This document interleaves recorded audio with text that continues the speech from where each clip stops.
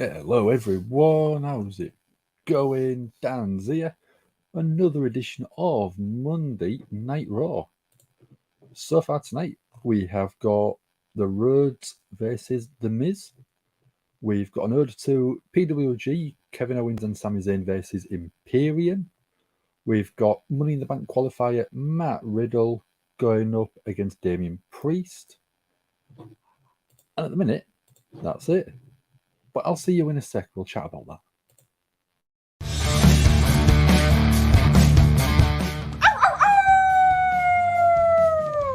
Hello, this is Shotzi Blackheart, and welcome to Gimme a Whole Yeah! I hope everyone checking this out in Yorkshire and beyond is having a great day.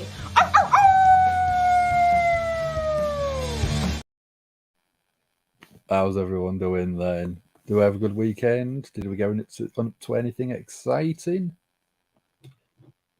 We got Danny, and how you doing? Greetings from South Carolina.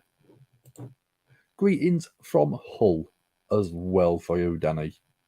Thanks for joining.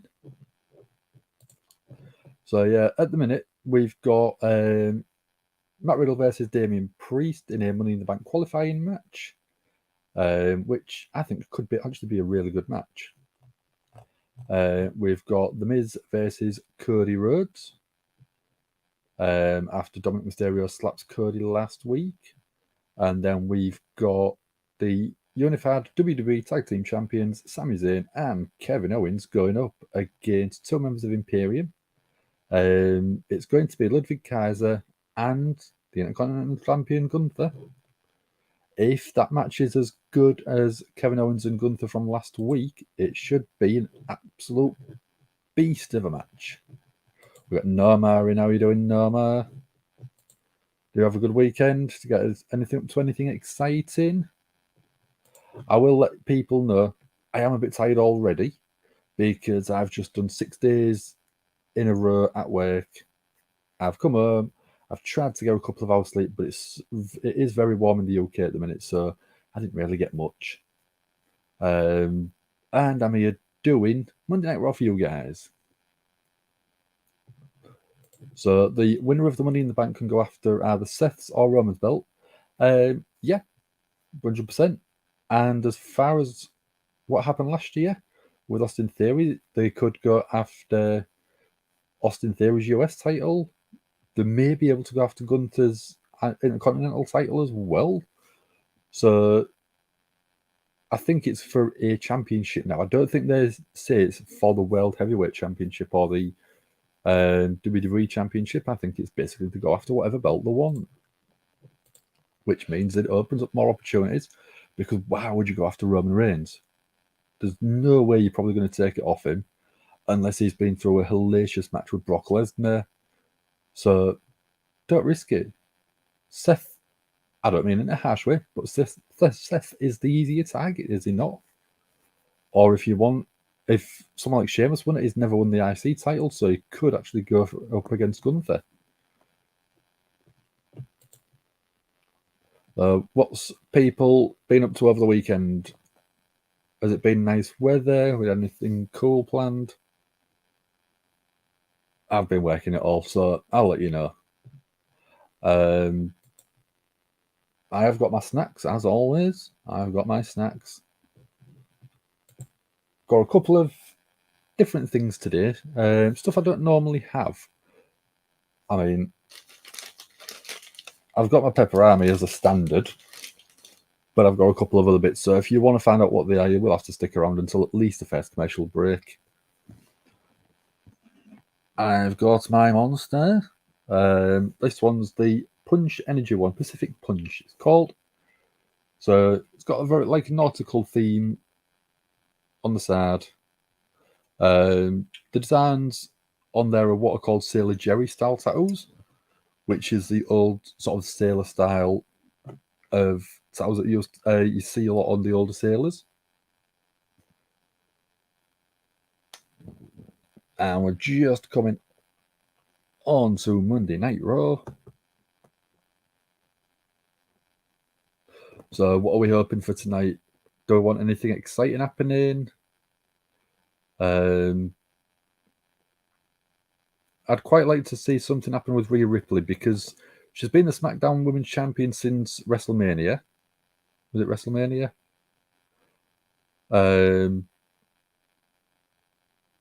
But she's a Monday Night Raw performer. So to me, that doesn't make sense. If they're going to do it properly, they need to get that SmackDown title. Oh, they are starting with Rhea. They're starting with Rhea Ripley.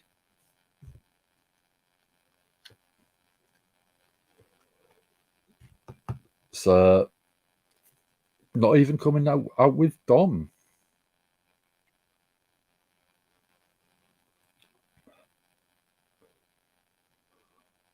So, could it be something to do with the title itself? Could it be she's going to clear it off? Oh no, they've got a new belt for her.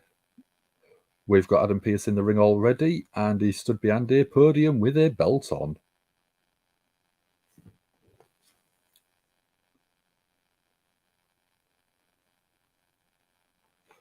Let's have a look.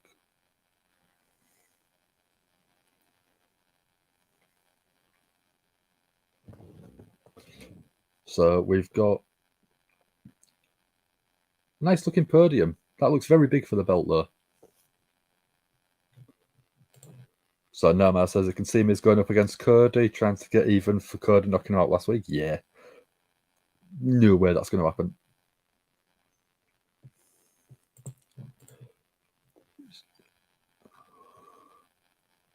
So we're getting a women's world champion as Rhea Ripley. Oh, that is pretty. That is very pretty. Very similar to the Seth Rollins belt, but just on a white strap and a fraction smaller. We're getting Mammy chants now. So that to me looks more like a world championship.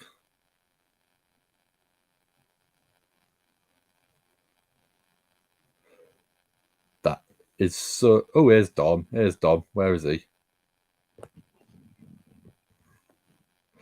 Dom's grabbed the title off her. Oh no, he's just grabbing it to put it on her. And the bows. Bows ridiculous. So we love Rhea, we hate Dom. That is such a nice belt. I think it looks so much nicer in white as well. With that white strap.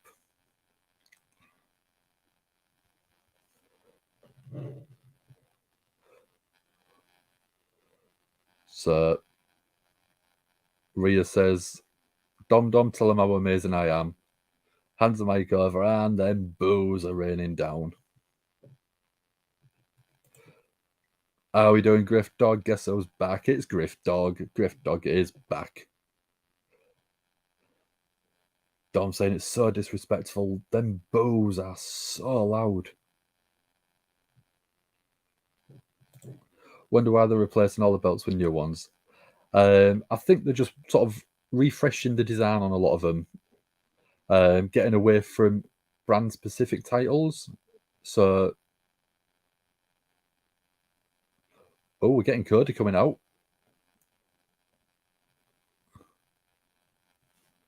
Cody's on his way. So, yeah, by the sort of look of it, they are going from red and blue titles for Raw and SmackDown to having World Champion and WWE Champion for each brand instead, because then they are not brand specific. They don't have to do the stupid belt swaps, or they don't have to plan a belt move across. So if you look at the United States title and the Intercontinental title, they went from their specific brands and they crossed over. There was no change in title, there was no change in belt, there was no change in design or anything like that, because they are not brand specific. And if they have all titles like they are right now in terms of the WWE Champion and WWE Universal Champion on SmackDown, or the Women's Champion, then on... If they get drafted to Monday Night Raw or back to SmackDown, it makes it easy. They don't have to do a transition on championships. Makes so much more sense. WWE is so lazy. Yeah, I mean, same design, different colour strap. Sassy's not with us tonight, I'm afraid, Griff Dog. She's not very well. She's been sort of having quite a few headaches lately, so I mean, I say we've gave her the night off. She was like, I'm not doing tonight with you guys. Just because of the headaches. So she's been told to rest and just sort of calm down, relax. Your belts are non-specific to Raw, SmackDown, yeah. It does make sense now, doesn't it? We should see Roman Reigns versus Jey Uso at SummerSlam. Yes, I like that. That's what we're after. So, Cody's in the ring. Misfit, how we doing? Unified tag titles are going to look the exact same, but different colours. Yeah. I think that's probably where we're going to end up. Rhea opening up Raw. Yep, she opened up Raw. She's been handed a newly designed WWE Women's Championship. We've had Dom come out, get booed like hell. And then we've got Cody. WWE put zero effort in making your titles for them. Yeah, I know. But they're meant to be easily recognizable. So if they're all very similar design, you don't know what it is. What does it look like? If you've seen the new Seth Rollins Championship, sort of very similar shape to that one with the WWE logo in the center. It's very same, just in white and a fraction smaller than the Seth Rollins one. So not much different, really. So we're going to recap of last week where Dom slapped Cody after Cody pretty much said that Dom was a mistake. NWO, aka LWO, yeah.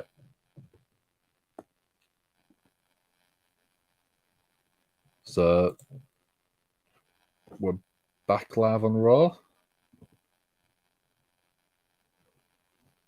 So Cody in his full jacket, looking absolutely $1 million. Cody's throwing a teaser down, saying that Brock Lesnar doesn't have the balls to face Cody again.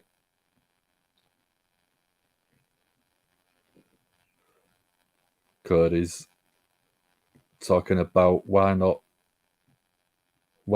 Dom versus Cody. I reckon that would actually be a good match.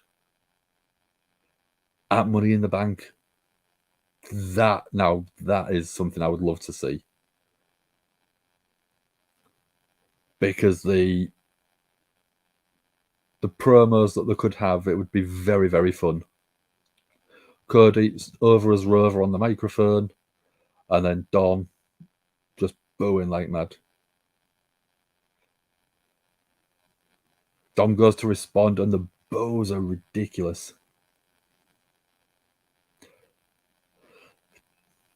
Dom saying that he's not afraid of anyone.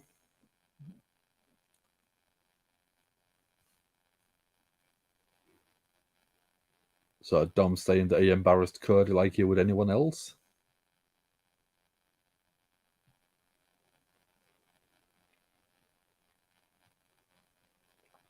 I think he is trying to grow the Eddie Guerrero hairstyle as well.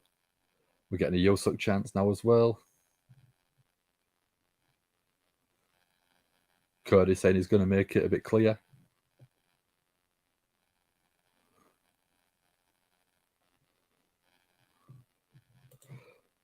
Are they going back to Cody Brock after Money in the Bank?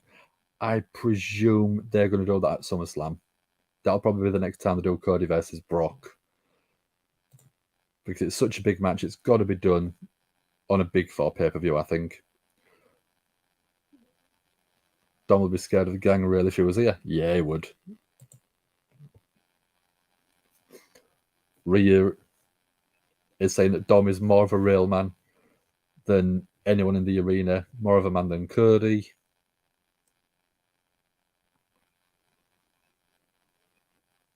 Oh, Miz, sneak attack. Miz tried to get a sneak attack on Cody, but right hand to Cody, drops the Miz. Cody throws Miz out the ring, and then a distraction lets Dom get a little cheap shot on Cody. Rhea's accepted it, by the sounds of that. So, Cody versus Dom.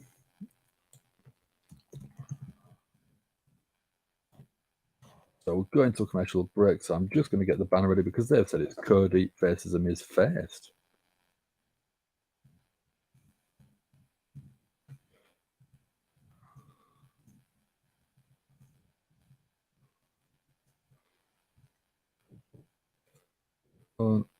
Let's go, Cody. Yeah. I know. We know he's going to win. He's not going to get beat by the Miz, is he? Cody versus Dom makes sense. They got into it on Miz TV last week, 100%. Yep. And it gets Cody and Dom on Money in the Bank without them being in Money in the Bank. And it gives Cody a story for the next sort of few weeks leading up to the Money in the Bank. And then they could probably have Brock show up at Money in the Bank and cost Cody the match, I reckon. Do you think? Would that be a good way to definitely reignite their feud?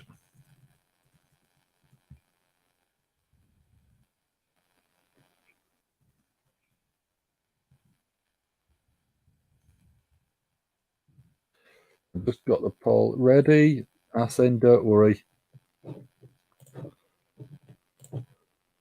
What is with the crappy designs?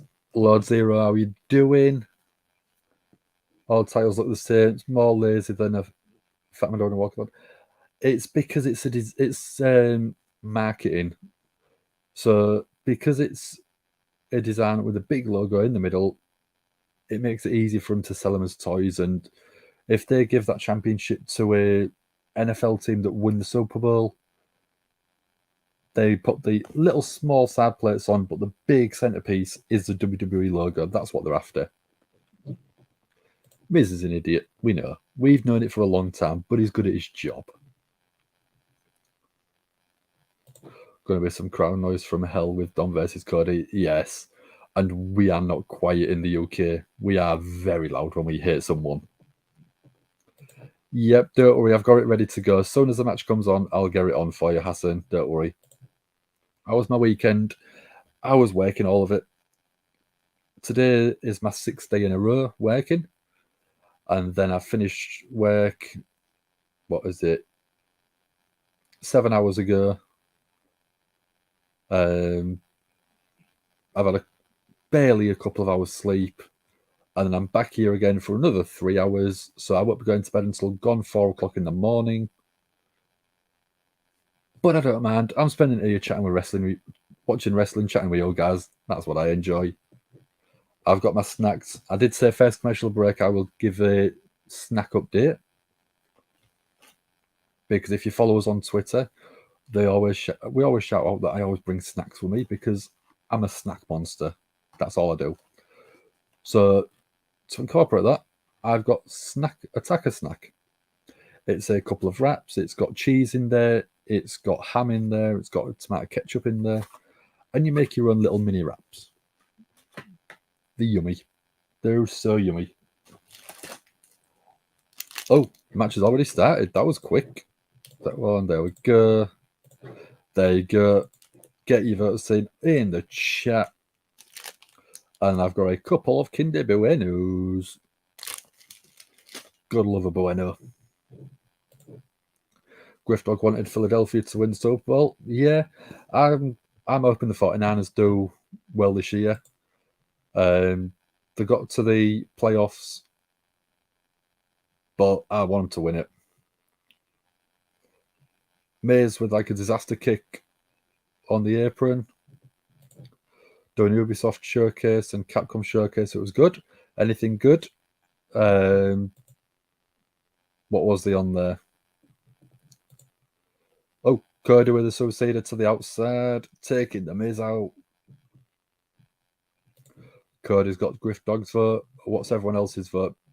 Griff Dog is on Facebook, so he can't do the vote on YouTube, but everyone so far is saying Cody. Katriana, how are you doing? Hello, fan.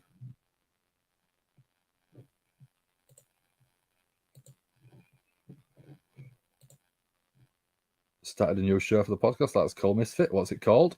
Stick the link in the chat, and I'll bring it up so people can see it. Rhea is a Seth copycat. I'm suing immediately. How are we doing, ZJI? You had a good weekend, dude? Thanks for joining. We've got Luke in. How are you doing, Luke? Hey. Hope everyone's having a great evening. Well, it's a morning for me because it is 1:15 in the morning. But yeah, it's been good. We've had Cody, we've had the Dom, we've had Rhea. She's just been given a new championship design, very similar to Seth's design, just with white. It's exclusive to Spotify and other audio outlets. I've got Spotify. You can put the link in. I can have a listen. Katriana's the Fantasy Mania booker. So if we can, we'll always do some really cool fantasy booking with Katriana. Comes up with some really cool matches. Oh, Cody's just been bounced off the announce desk. Miz, a veteran of the game, years of experience. A kick to Cody. We're getting a tiny balls chant, which is legacy chant from the Miz.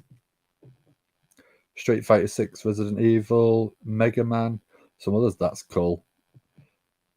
I was never a big Street Fighter fan, but Resident Evil I could go into. There we go. If everyone can, check out the Power Driver Pulse Weekly Wrestling Roundup. With that, Misfit goes over stuff in wrestling. Don't cover Raw, SmackDown, and AW reviews. And there is a link for everyone if you want to sort of go check it out. We do hope to support everyone else on the podcast, not just ourselves. So if people want to put their own stuff into the chat, we can always bring it up on screen for people. Charlotte Flair's back. Yeah, we know. I don't know if I'm bored of her.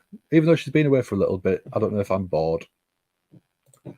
Said JI, weekend was okay. Hockey team lost 3-2, 2 weeks in a row. Currently 303. I mean, it's not the worst. It could be a lot worse. Oh, Miz has just gone into the steel steps. Are we going to another commercial break already?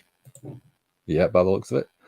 We saw Venom return to Fantasy Wars. Said he's going to break us limb by limb. That's fine. I'm not going to argue with Venom. So it's still a Misfit Wrestling podcast, just a show going to start on Sundays. Oh, that's cool. I can't wait to listen. I'm going to do it now while we're on a commercial break. So where are we? Misfits Wrestling Podcast. Follow. There we go. That is now being followed by myself, Misfit. There we go. So we are on commercial break again.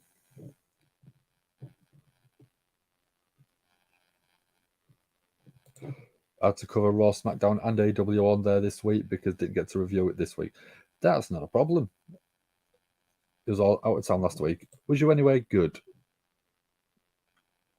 Did you do anything cool? Visit anywhere exciting? So Miz has been buried for a decade now.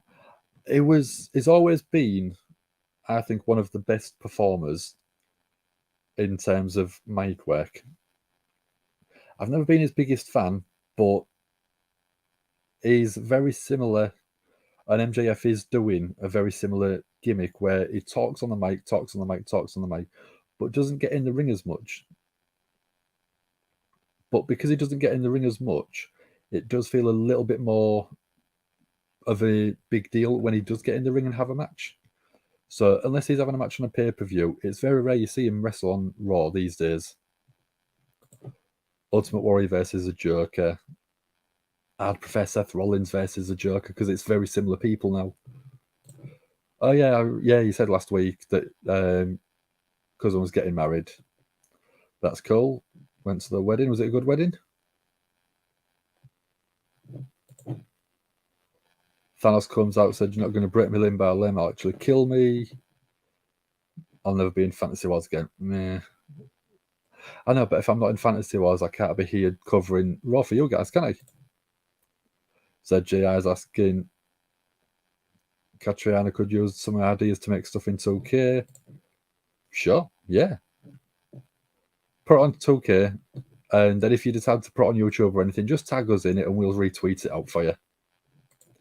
Miz hasn't been relevant since 2010 and 2011. Yeah, I know. He's not been really relevant, but when he did have the IC title run a couple of years ago, it did bring a bit more relevancy to it. But yeah, I mean, he could take the US title and he could make it feel like a legitimate title again if he defended it on a regular basis. But he's really chilling out now. He's having fun. Mr. Gamer had fun. That's good to hear. That's what we like. Reminds me of BDE with Fantasy Wars, says ZJI. Oh, Cody, up to the top rope, but Miz pushes him off. Cody, very similar to a side effect, yeah, to the Miz. Miz is probably happy with his Miz TV gig. Lots of airtime. His job is pretty much safe. Exactly. Why get physical? Why risk injury when you can just do a chat show? Still get paid the same money, and then only perform every few months. Really? Cody with a slam. Griff Dog's favourite team is the Packers. If they go to Super Bowl this year, Jets are going to get their asses kicked. I hate the Packers. I'm afraid to say it. Disaster kick to Miz. 1, 2. Kick out at 2 from the Miz. At a Jack's first time. It's fast food joint in Alabama. It was good. What sort of food is it? Misfit. Anything good? Venom said, "Don't care what you do. I will be New Galaxy." Oh, we'll be the New Galaxy champion. There we go. Doing Cody versus Dom makes sense. They got into it last week. Yeah, definitely. They don't have to be in the Money in the Bank match, but they can be on the card. And I mean, if they did a pay-per-view in the UK and we didn't get Cody Rhodes, I think a lot of people would be disappointed. Because, I mean, I'm a big fan of Cody. I love the entrance. I love the showmanship. And I just think that being able to see, I think, one of the best wrestlers in terms of putting a match together, I think Cody is fantastic. Miz spikes Cody, 1, 2. Kick out at 2 from Cody. Miz and Danielson's rivalry was one of the best long-term storytellings. If Danielson ever had a last match in WWE, it should be against the Miz. I know, but they had the chance to do it when Danielson was the general manager and then came back from injury. They had the chance to do it, but they never did. They just never did it. So that to me has really disappointed me. It's like chicken sandwiches, cheeseburgers, McDonald's or Burger King. That'll do me. I'll love that. I'm only joking, Griff Dog. I'm only a 49ers fan because I've got family that live in San Fran, but Packers do play some really good football. They do really play some football, which is really good football, which is why they're as good as they are. Cody with the crossroads. Is that going to get the pin? 1, 2, 3 count. There we go. Cody's got the win. So 88% of people thought it would be Cody. Someone didn't say Cody.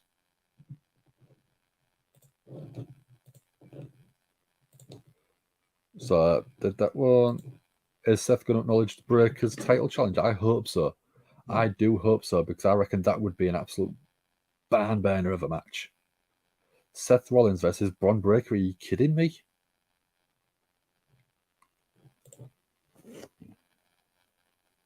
So before the TV used to be 10 seconds ahead of your stream.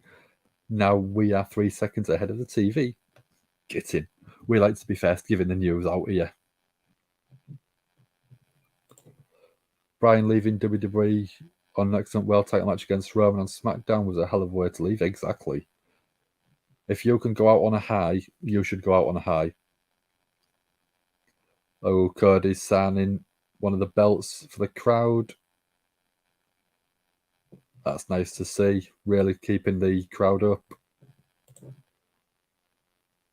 Favourite no knowledge Dare Super Bowl wins? Green Bay. Yeah. Bryan's last Mania, he was in the main event. Yeah, it was. Was that 31? 30?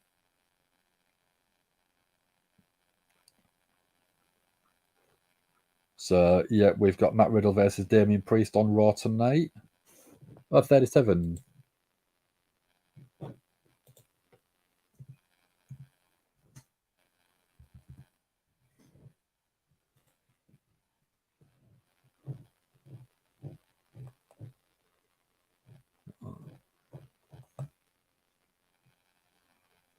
Yeah, it was a triple threat one, wasn't it?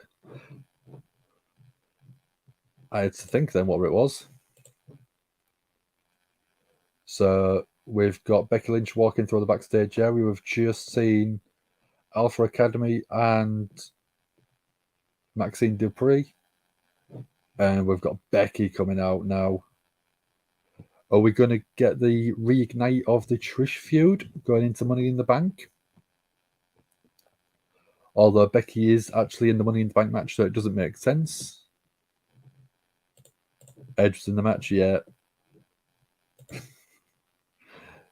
Gosh, Becky is gorgeous, says Misfit Gamer. I can't disagree with you there, dude.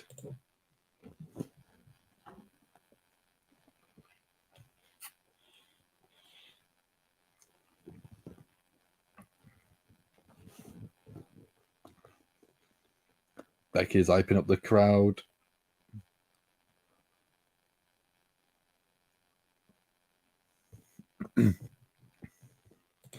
What if Edge never left Lita? I know. No idea. Don't know what we could do. Don't know what could happen. So we're getting Becky Lynch versus Chelsea Green.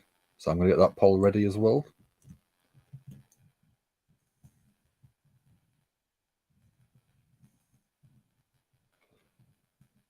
Green.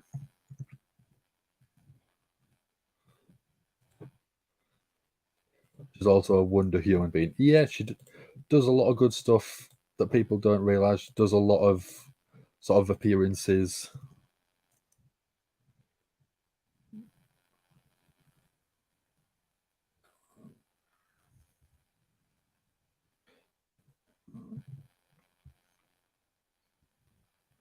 So just getting the poll ready for Hassan. So we've got 8 people in. If you haven't already, we would like it if you did share the video, subscribe to the channel, and leave a little like on the video. It does really help us out. We have come back to Facebook recently because we did have a few problems on there. They were saying that we was broadcasting restricted content, which we wasn't. We was doing it like this, where it's just me, just Dom, and just Sam. So it's nice to be back on Facebook because we do miss people on Facebook. There we go. There's another one. We've got Smelly Bands. How you doing, dude? How you doing, brother? Missed us? Yep, we're back. Can't keep us down for long. So first match for tag team, Spider-Man and Miles Morales versus Superman and Batman for the Fantasy Wars Tag Championships. That'd be cool. Are they allowed to use the superpowers? Are they used to use the web? Is Superman allowed to fly? We missed you too, fella. We missed you too. Remember a story where another lady was having a seizure? It was a fan. Becky immediately rushed to her side. Yeah. I mean, I'd probably be not having a seizure, but I'd probably be sort of having a crazy time if I knew Becky was nearby. I'd be either panicking or I'd be shaking like mad.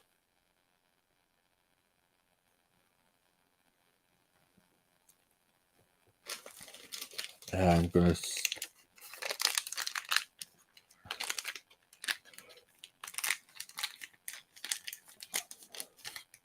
So Batman and Superman, that's not working well. I mean, they've gone against each other, so usually enemies end up being friends at some point.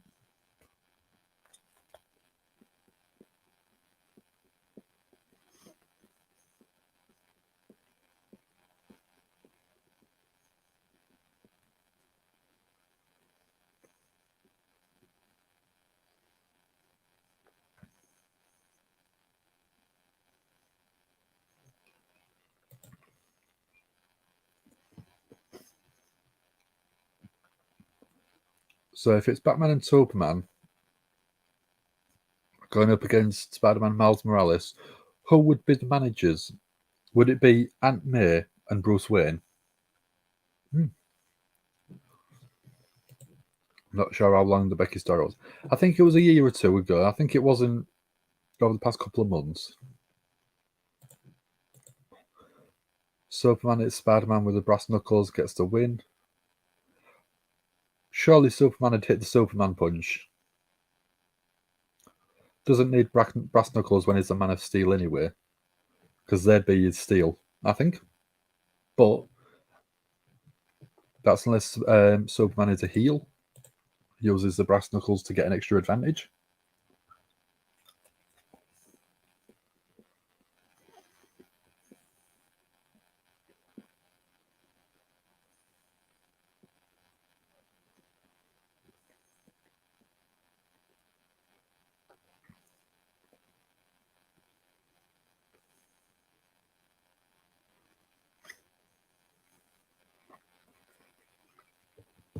So we're going to recap of last Monday: Sonya Deville versus Becky Lynch in the Money in the Bank qualifier. Chelsea Green kept trying to get involved, but Becky overcome the odds, ended up getting the win. So we've got Zoe Stark, Io Sky, Bayley, Becky Lynch, and Zelina Vega in the Women's Money in the Bank match.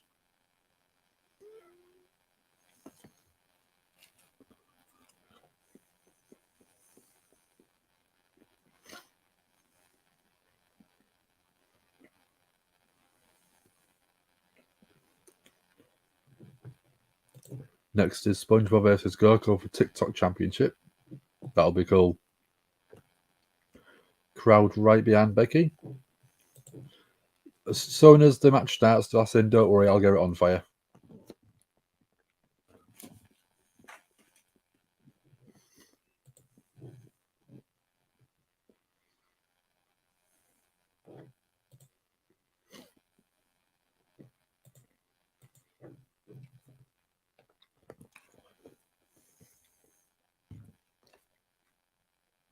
Becky's talking about she's done pretty much everything, but she hasn't won the Money in the Bank briefcase yet. Obviously, a few years ago, she was the champion and ended up relinquishing the title to Asuka, who won Money in the Bank the previous night.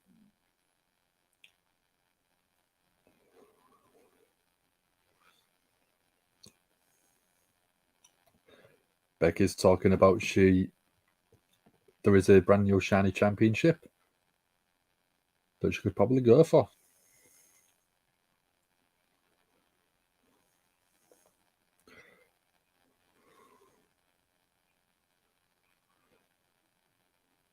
Becky says that the person who has the most power is the one that holds the briefcase, which is true. They have the power to go for anyone.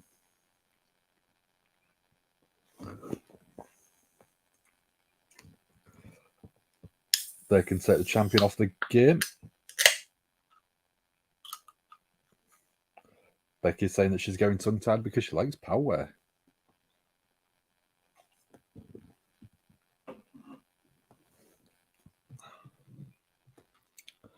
So having the power to make the champion scared, they do stupid things and they do dangerous things, which is true.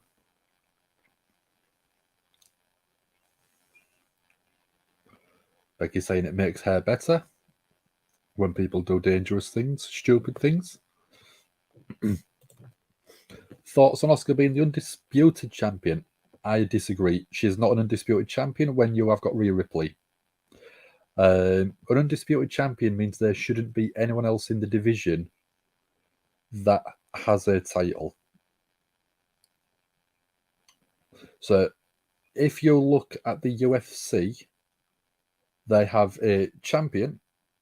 If anything happens to that champion, they have an interim championship and then they have a unification. So if you've got two separate women's championships, there isn't an undisputed champion. We've got Zoe Stark coming out now.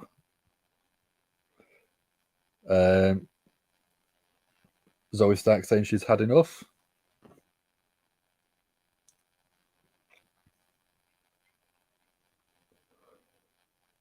So Zoe Stark getting the boos.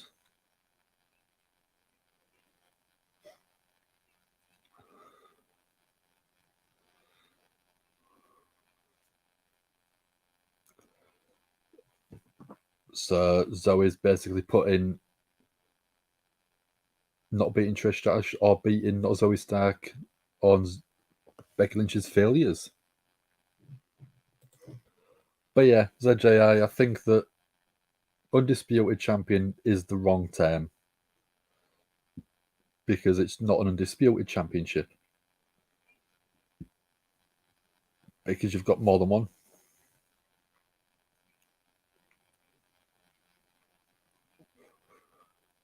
Oh, Becky is saying that Zoe Stark is built like a pit bull. But she doesn't have a personality.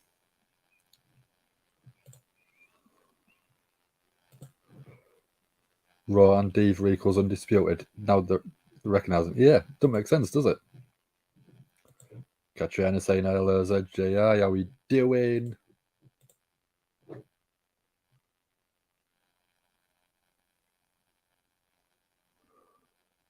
Zoe Stark is saying that Becky's trying to hold on to the fame.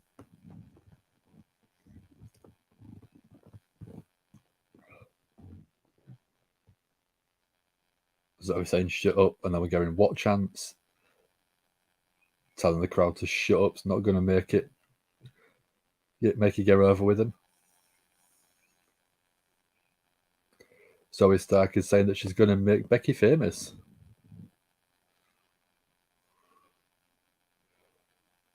Becky's saying that we can do it tonight. But then we've got Chelsea Green coming out. WWE's resident Karen.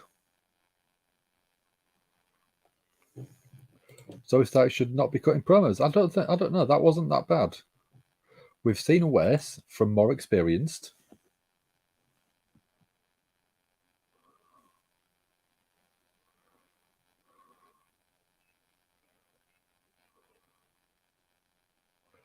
So we've got Chelsea and Sonya coming out.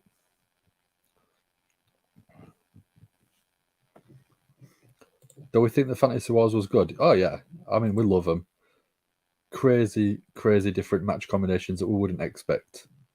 I mean, who would put Batman and Superman on the same team?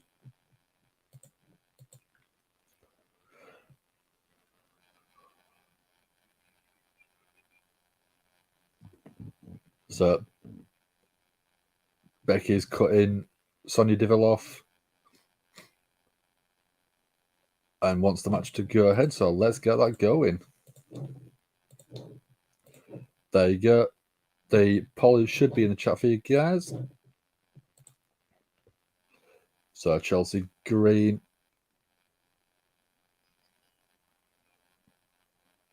Match is started. Do I reckon it's going to be a nice quick squash? Or is Chelsea going to get some good offense in? Oh, Chelsea with a big kick to Becky. Went to go up to the top, but Becky shoves her all the way to the outside. ZJ said maybe you could make a second brand for Fantasy Wars. That'd be a good idea. Book matches from start to finish. Misfit wouldn't be surprised if Chelsea or Sonya Karen their way into Money in the Bank for last spot. I reckon that could happen. I don't think that could happen. Chelsea Green in the match, I think, would be a good big upset for a lot of people. Namas, wonder what they're going to give Sami and KO new belt. Just have one WWE Tag Championship belt. Yeah. They could be making tag belts, but I don't know how they would do it. I'd probably want to see something completely different to the current championships that they've just released and announced. I'd want something with two separate sort of pieces on there, very similar to when they had the gold ones, where it had the big plate and it had the two sort of heads on there. I want something completely different for the tag belts. It's two separate people, so you want two unique features in there. Are they making new tag belts? The rumor is they are. ZJI, the unifying the men's tag belts. Yeah, Misfit says KO and Sami are getting new titles too. Yeah, I mean they've revamped pretty much every title so far. They're looking at merging the NXT women's tag titles with the women's tag titles on the main roster in a unification match. So I think that would be a great way to help elevate the NXT Women's Championships.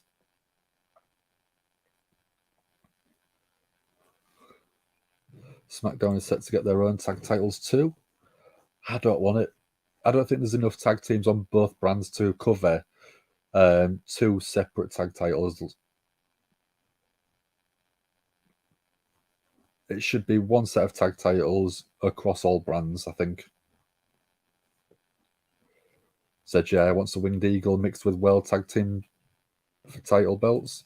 I don't blame you. Winged Eagle was a piece of beauty. It was chef's kiss good. So, Love Labar SpongeBob. Bob with an SKO switch. RKO and 123 wins new TikTok championship. S Bob SpongeBob. That's a cool name. I like that.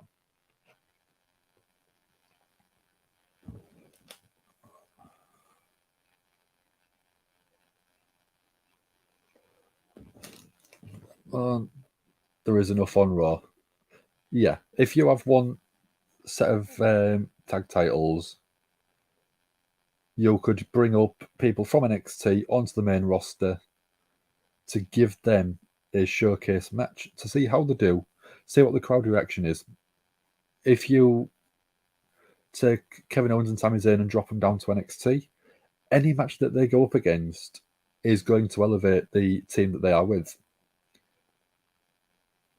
If by some instance the NXT team ended up winning, how big would that be on pushing that team on the main roster? SmackDown needs more teams. I don't think they need more teams. I just think they need less tag championships. Big Eagle is better than the Winged Eagle. I don't know about that one. The Winged Eagle, I think, is the best looking championship they've ever done. Shut down NXT. No, you don't want to do that. NXT can sometimes have the best match on a weekend. If they have a premium live event showcase like something like WrestleMania, where there is stand and deliver, NXT is usually having the best match by a long way. There's a promo by the Joker with Harley Quinn. Go for it, Catriona. Chelsea Green's getting a lot more offense in than I thought that she would.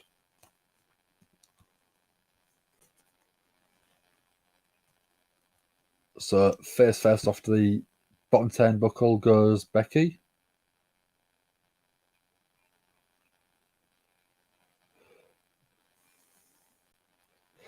A lot of people who have held the Winged Eagle and the Big Eagle all preferred the Winged Eagle. It's just it's a piece of art. If I could afford to, I would buy that. So Chelsea going a little bit of offense in. Tosses Becky onto the apron.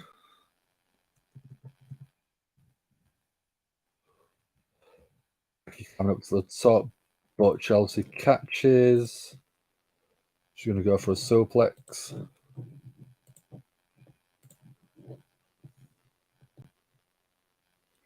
Oh no, Becky pushes Chelsea off the top. Missile drop kick from Becky. Baseball slide from Becky.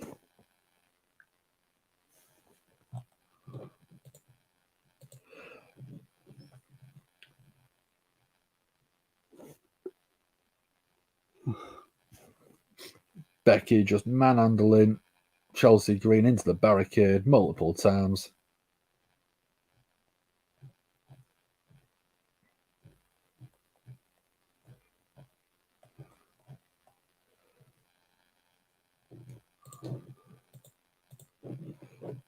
So mid to make NXT like 205 Live. They could switch from Raw to NXT every other week. They could do. If you don't watch it at all, want to have a reason to watch it. The reason is Becky's got the disarmer. Chelsea taps out. So looks a little bit annoyed and a bit upset that Becky got the win.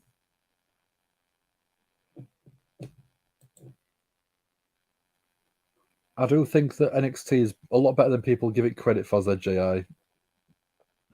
If you have a look, there is a lot of great performers. If you look at Bron Breaker's heel work, it's been absolutely fantastic. Not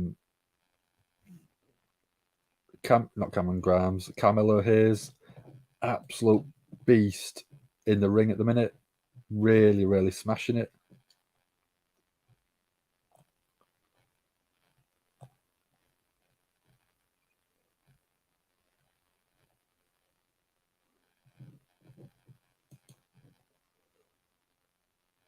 So we're going to recap of last Monday, the first title defense of Seth Freakin Rollins' new WWE World Heavyweight Championship.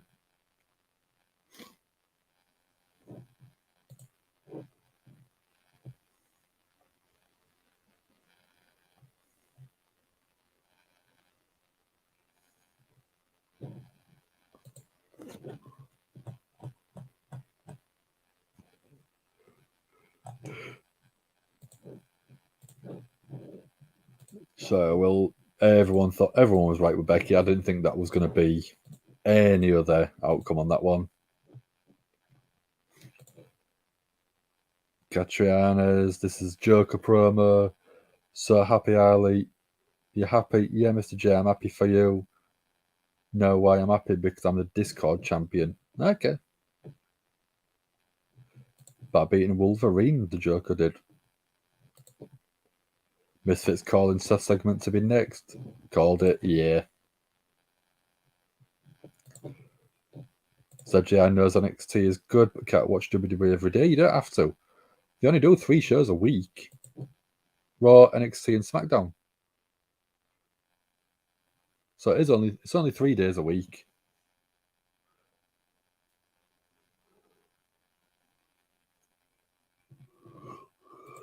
Can guarantee it's either going to be Becky first and Seth or vice versa.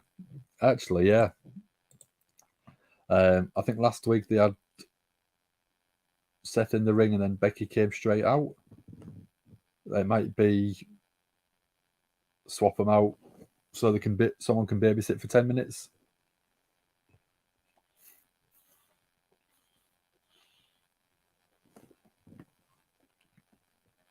got Judgment Day backstage.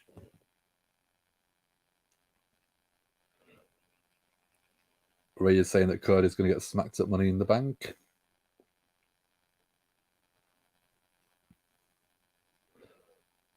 Balor just seems a bit disinterested and says he's got a lot on his mind.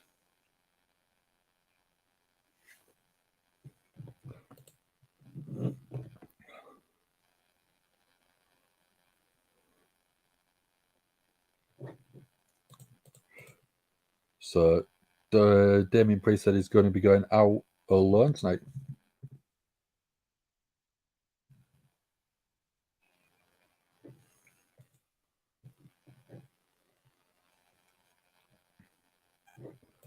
So breaking news. BJ Whitmer has been terminated following his arrest on domestic violence. Talent and staff are ultimately responsible for their own personal actions. Behavior is intolerable within AEW. AEW has reached out to offer support to those impacted by his behavior.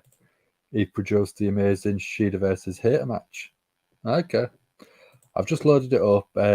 It's supposedly domestic violence. He's being arrested.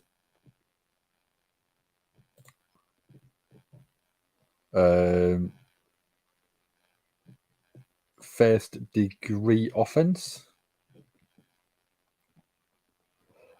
Charged with strangulation in the first degree, burglary in the second degree. So that means he'll be off for a while. So we're getting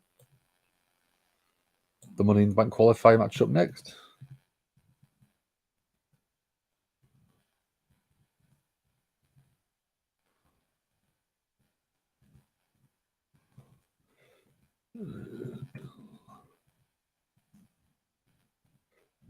And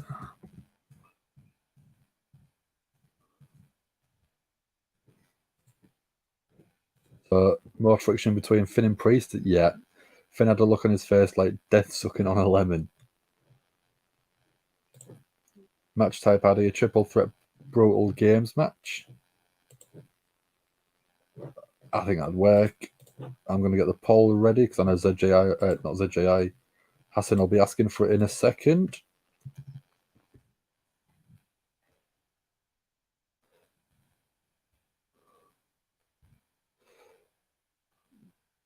Riddle, and then Damian Priest.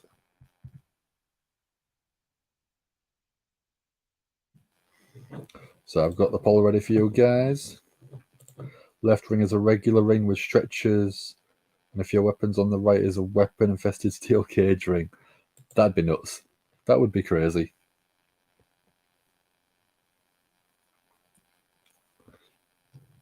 Excellent call on Tony Khan's part. Exactly. There's no place for domestic violence, especially with the sort of degrees of what has been done.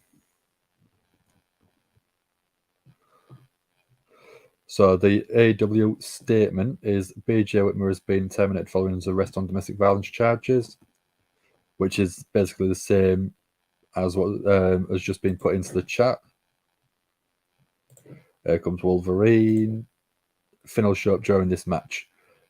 I hope so. I hope it creates a tiny bit more friction because I reckon that is a SummerSlam main event style. Not main event final match, but I don't think that is a big match.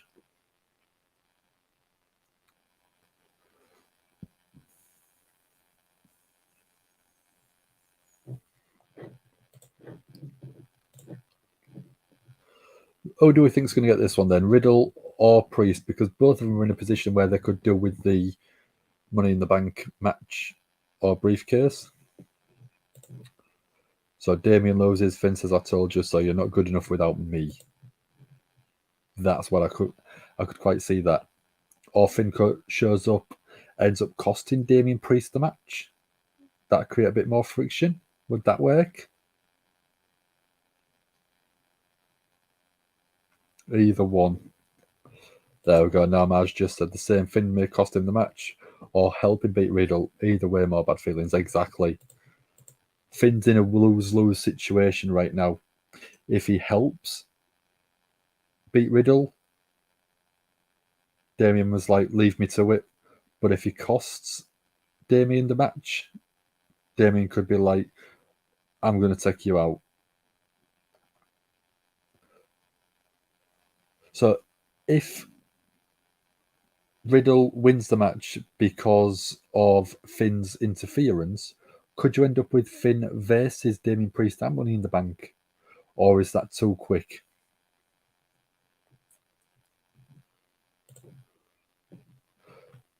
Misfit thinks Damian Priest is going to get kicked out of the Judgment Day for JD McDonough.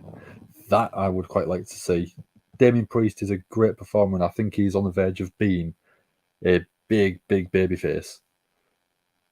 So could that happen, do we think? Damian Priest quits the Judgment Day. Not kicked out, but quits the Judgment Day. Yeah, they are teasing a face turn. Misfit will unashamedly enjoy Cody versus Dominic at Money in the Bank. Me too, dude. Me too. Don't worry. I'll probably be streaming it on the channel as well. Yes, don't worry, Asen. I'm going to get it on fire. There you go. That should be up any second.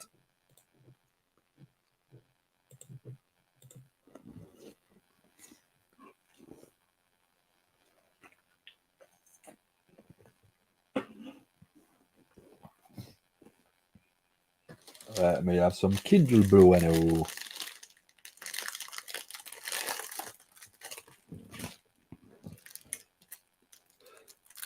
Damian Priest looks super focused tonight.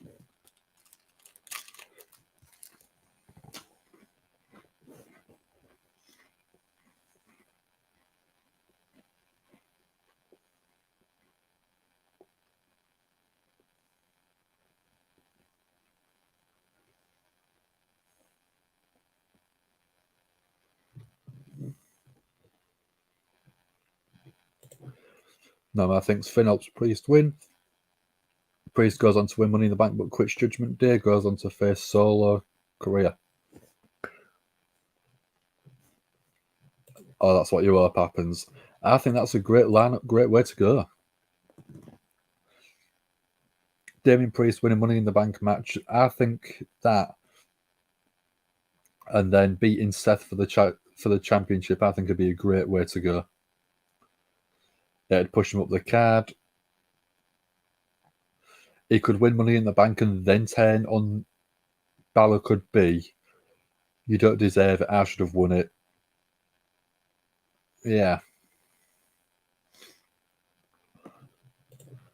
Damian's someone that Misfit can see winning Money in the Bank and successfully cashing in. I agree. I completely agree.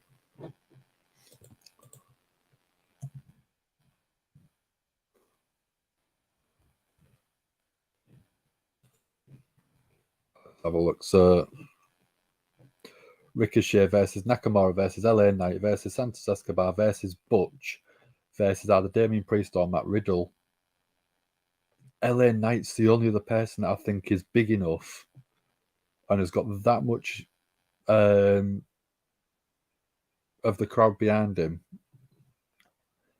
that I think could win.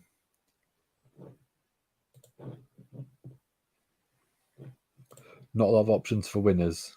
No, like I said, I think LA Knight's probably the only other person that I think would feel legitimate enough to win it as of right now. Ricochet, Nakamura, and Santos Escobar are all good, but they are all at the minute mid-card at best. Butch, I want to be high up the card. I think Butch is amazing. I don't want him to go back to his Pete Dunne gimmick, though. So Riddle's got the upper hand at the minute. Big forearm to Damian Priest. Priest went for his own right hand. Riddle blocked it. Gave his own right hand. Crowd with a bro chant. Damian Priest sent to the outside. Don't think LA Knight is winning it. I think he's the out of everyone, he is the favourite to win it. So I wouldn't bet against him. Lots more stories available with Priest winning this match and not Riddle. Exactly. It's going to happen. Balor's going to come out, isn't he? Butcher's going back to Pete Dunne. He needs to. Pete Dunne is such a more rounded character. Oh, Priest was running around the ring.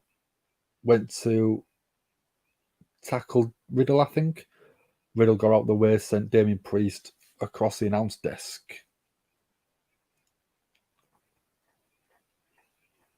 Riddle tosses Damian Priest into the ring. Splash in the corner. Forearms. Butcher's coming back as Pete Dunne at Money in the Bank. Fingers crossed. Fingers crossed.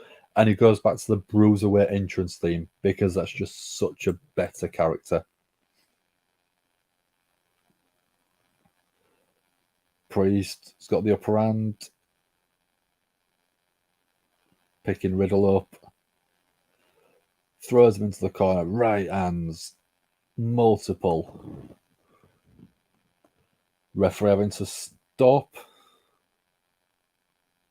Damian Priest from continuing.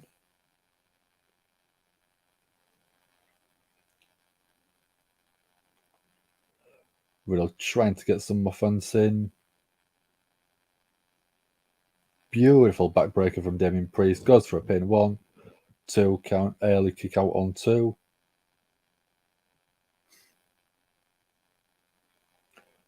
Riddle controlling the pace. Going for a submission on Riddle now. Stretching them shoulder joints. Pulling the arms back.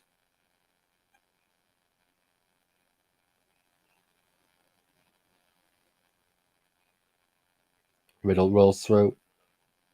Oh, goes for a pin. 1, 1, 2. Very unusual pinning combination from Riddle there. Very nicely done. Priest went for a kick. Riddle catches it.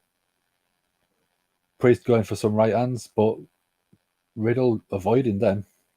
Riddle strikes. Beautiful Pele style kick from Riddle and a kip up. Beautiful exploder suplex from Riddle as well.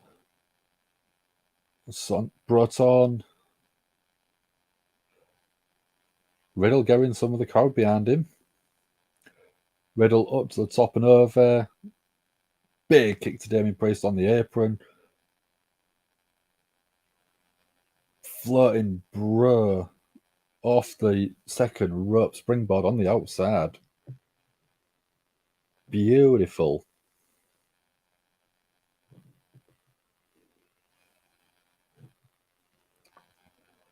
Riddle gets Damian Priest up. Oh, Damian Priest reverses. Picks Riddle up on the shoulders. Oh, Riddle reverses that into a German suplex. 1, 2. Kick out at 2. Very long 2 count. It's run with the LA Knight. WWE is high on LA Knight, but couldn't find a spot for him on WrestleMania. As in, lost multiple times to the New Day. He was supposedly meant to be going up against Bobby Lashley, but there was some issue. Something happened which kept him off WrestleMania. Yeah, I don't think that was his fault for that one. But losing to the New Day, it's to try and get him over, I think. I don't know what they're doing. Riddle trading blows. Riddle went for that Pele tile kick again. Priest caught it. Big kicks and a big right hand from Damian Priest. Rising knee strike from Riddle. Right on the button. Riddle, what's Riddle looking for? Oh, Priest turns it into a broken arrow. Beautiful, beautiful. Huge airtime from Riddle on that. This has actually been not a bad match. It's been very good.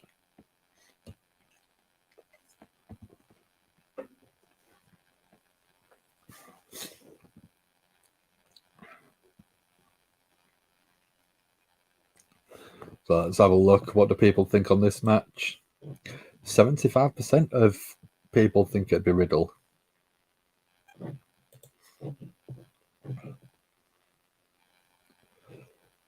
Did I miss a message? No, I don't think so. Which one is it?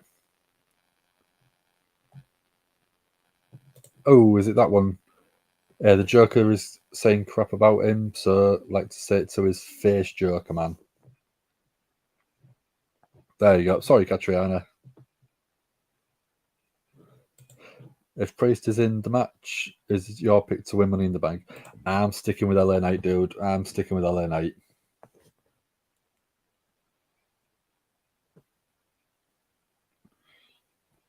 I think that Damian Priest is there to make it feel more of a main event style Money in the Bank match, but LA Knight all day long. LA Knight. I should be going, yeah, but I forget. I'm tired.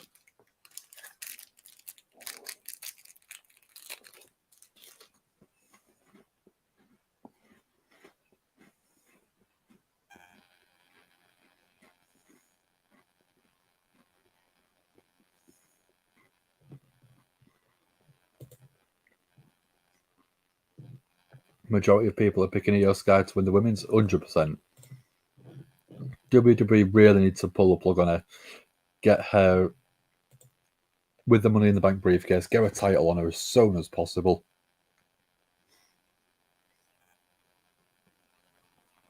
I would quite like Io Sky to pretty much turn on Bayley in the match, because you've obviously got the damage control connection there.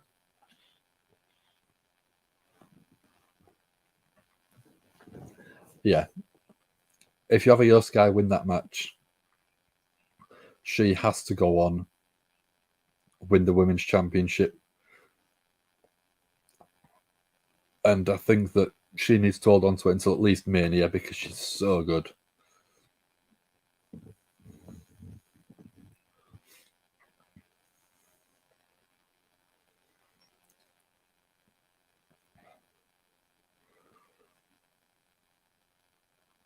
So who else is in the women's? You've got Zelina Vega, Becky Lynch, Zoe Stark, Bayley, Io Sky, and then there's another match to be confirmed.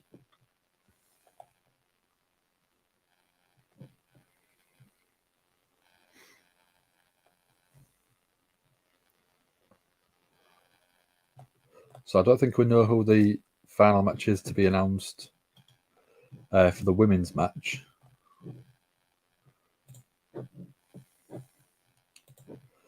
So Misfit can see Bayley winning, then cashing in on Asuka.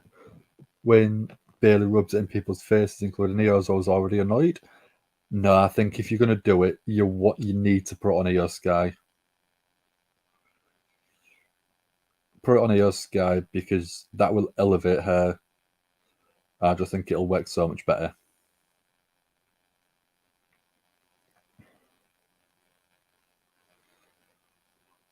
I mean, I can see which way you are going with that one, Misfit. But I do think that Io Sky is the star that needs to be pushed right now. Oh, Riddle with an ankle lock on Damian Priest. Braun versus Rollins on NXT.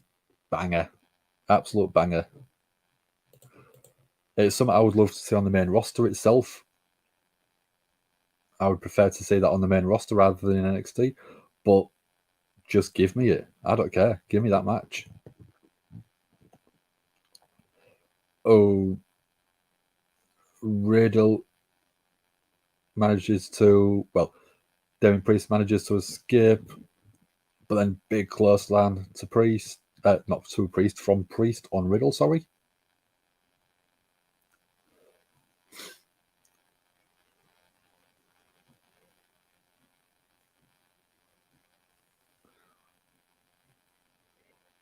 Big elbow to Riddle in the corner. Priest coming in again, but Riddle catches him. Got Damian Priest in a triangle, but he's using the ropes, so has to break it before the 5 count. Rollins' last match in NXT was July 11th, 2013. So it'll have been a 10-year anniversary then, near enough. Riddle rocked Headlock driver from Priest using the ropes as elevation. 1, 2. Kick out at toe by Riddle.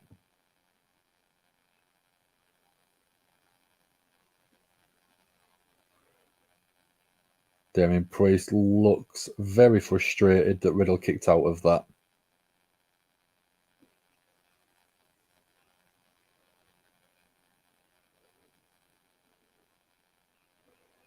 Riddle making his way back up to the feet. Damian Priest looking for the South of Heaven. Riddle got out of it. Boat to Damian Priest. Riddle's looking for that floating bra. Priest with a big clubbing blow to the back of Riddle. Takes him up. Off. Damian Priest. Oh, is he looking for the razor's edge off the second rope? Looks like he is. Oh, Riddle gets out of that.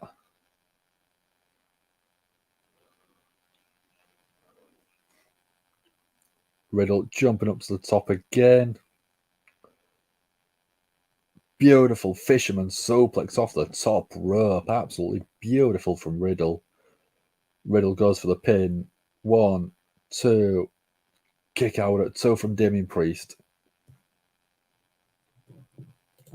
So the match isn't tomorrow. Rollins going there to respond to Braun's challenge. Like I said, I want that to happen on main roster. So to me, Rollins goes to accept and do it at Money in the Bank. That gives Seth a match for Money in the Bank. Gets Braun Breaker on a main roster show. I think that would be the way to go for me. Riddle up to the top, looking for the floating bra. Damian Priest rolls out the way. Riddle pushed into the ropes. Oh, no, Damian Priest, razor's edge, beautiful counter. 1, 2, 3. Damian Priest is in. No Balor, though. I'm surprised at that. I would have put money on it. There must be the Wild Sami Owens. That's a genius name. Rollins v Balor is the match for Money in the Bank. They're going to do a Rollins versus Braun in NXT to get NXT ratings. No, I know. I just don't want it. We've got Gunther and Ludwig Kaiser coming out. Damian Priest coming out. Eyeballing Gunther.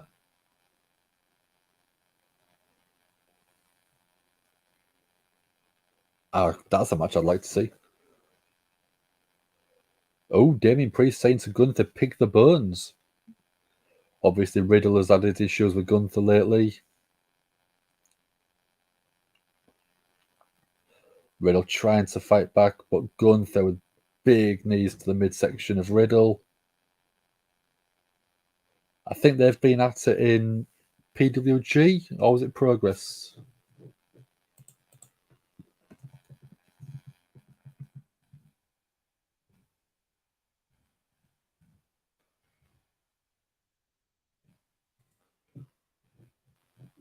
Yeah, we've had Matt Riddle v Walter in Evolve, sorry.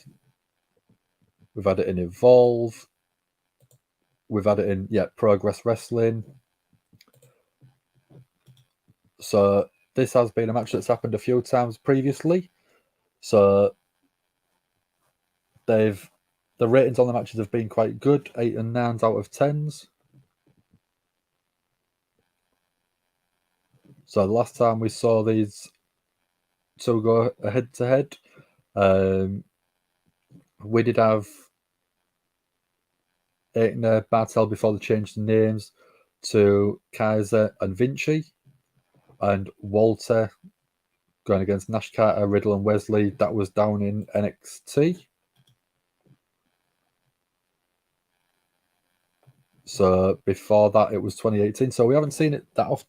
We've seen it twice in WWE, but it hasn't been on singles matches. Guess I was going to climb that ladder. L a night. Yeah. I had to do it that time. It was on the actual comment. Priest versus Gunther in the future. Yes, please. All day long. Let's see if that's actually happened before.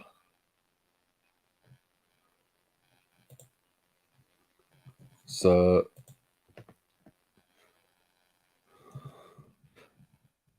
Gunther, Damian Priest. Let's have a look.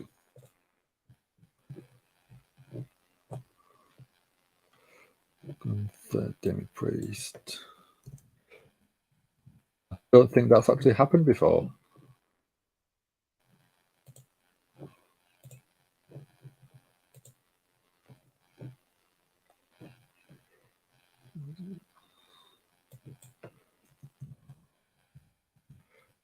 Versus Damian Priest.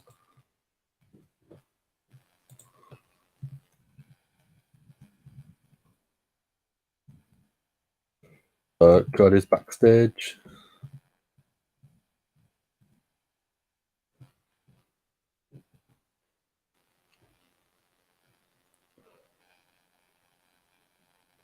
So, yeah, looking at it, we haven't had Gunther versus Damian Priest in any way.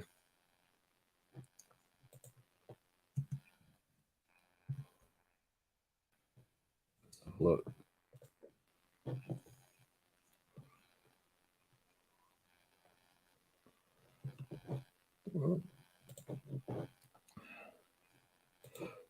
Ludwig Kaiser always has a ooh, who farted look on his face. Yeah, it's the snobbing him. Snobbiness, yeah. There's your Money in the Bank IC title match. Exactly. London is getting spoiled by Trips. Trips always spoils us. Bet Riddle don't try that again. No, definitely not. He won't. He won't. Don't worry.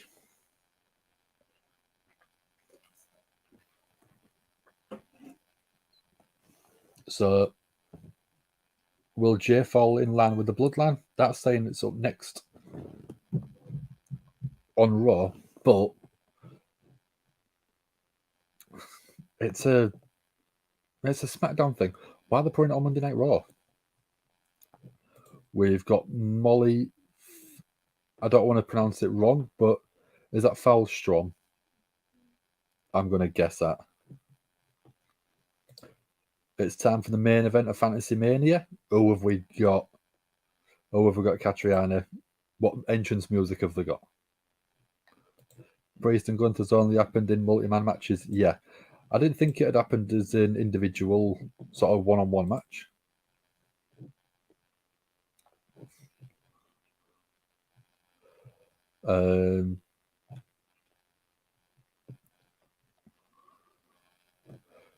That one matches. So looking at it, they've done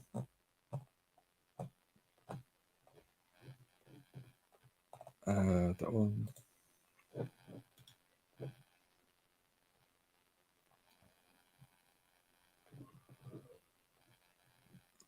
Damian Priest. Yeah, I don't even think they've done it as a dark match.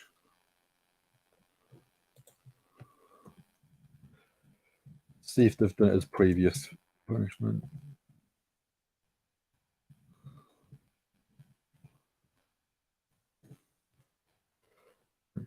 Retainers. No, they haven't even done it as a previous version of characters. Not even as Punishment Martinez, which is rare.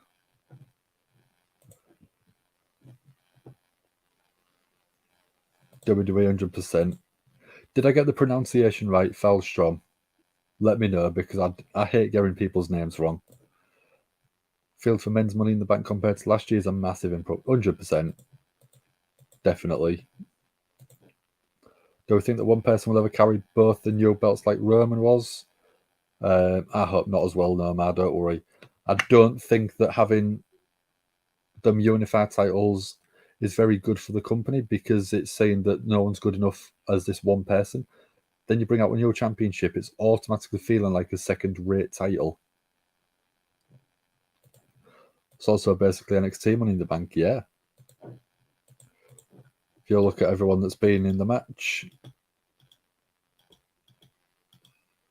let's see if I can find it. Ricochet, Nakamura, LA Knight, Santos Escobar, Butch, Damian Priest, all NXT alumni. Which is showcasing all the talent that they are trying to build.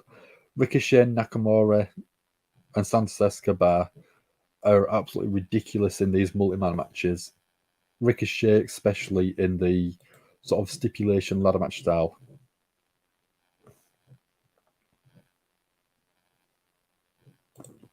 So it's great that the NXT alumni have been built up to the point where they feel like it absolute magic. So Catriana's going Thanos versus Venom for Galaxy Championship, no rules match. Is it hardcore as well? No holds barred. Women's is also NXT. All depends on who the last person is. We don't know who it is yet. But for Money in the Bank so far, we've got Ricochet, Nakamura, LA Knight, Santos Escobar versus Butch and Damian Priest for the men's Money in the Bank ladder match. For the women's, we've got Zelina Vega versus Becky Lynch versus Zoe Stark, Bayley, Io Sky, and one more to be announced. For the women's Money in the Bank ladder match. And then we've got Cody Rhodes versus Dominic Mysterio in a singles match.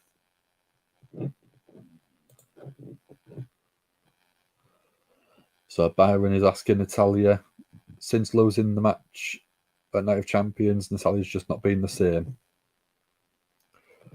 So is Natalya going to be a full-on heel? Oh, so she's basically walked off. Oh, we've got Sami Zayn and Kevin Owens backstage.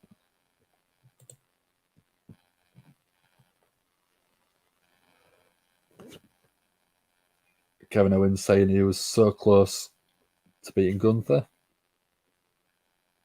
Tonight, they're going to get payback. Oh, we've got Imperium.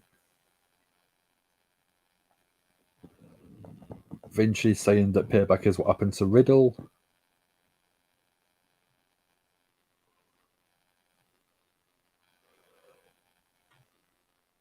Vinci saying that last week Kevin Owens lost against the Ring General.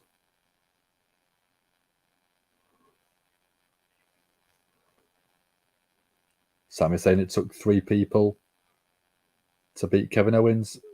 Sami Zayn saying there's only asking where the baldy is. Oh. In comes Adam Pearson. We just get tiny little bit of Kevin Owens saying, there he is, referring to the baldy. I don't mean Kaiser. I always get the two mixed up.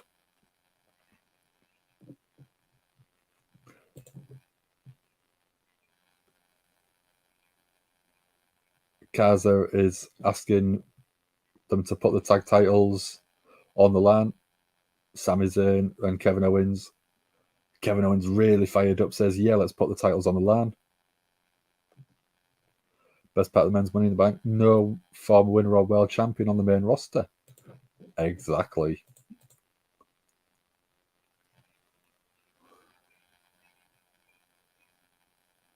Sami going in the face of Gunther, saying that they're looking at the face of the tag champions, undisputed tag champions as well.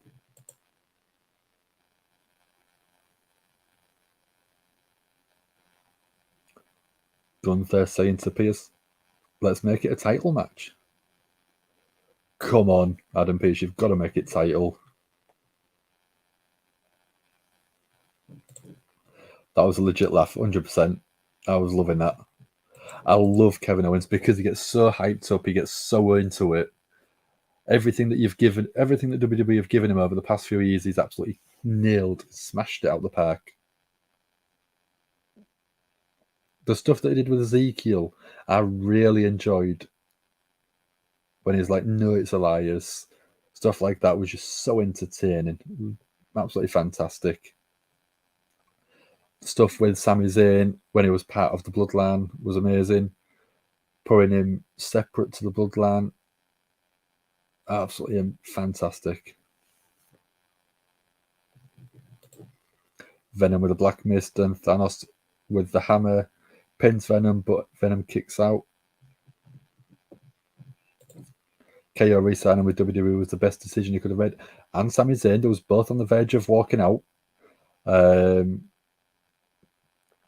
back to the independent scene, but both of them pretty much re-signed around the same sort of time. And since then, they've absolutely nailed it.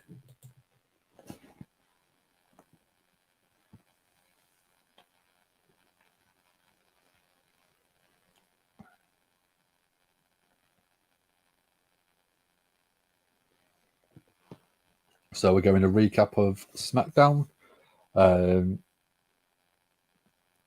where Paul Heyman tries and gets Jay to be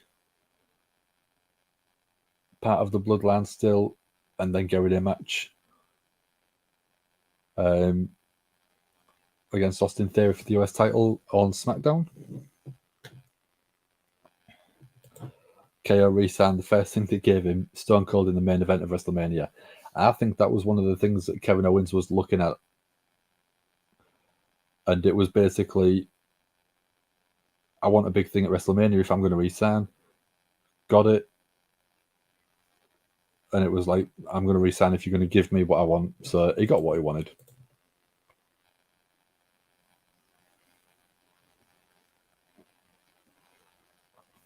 So we're still going to recap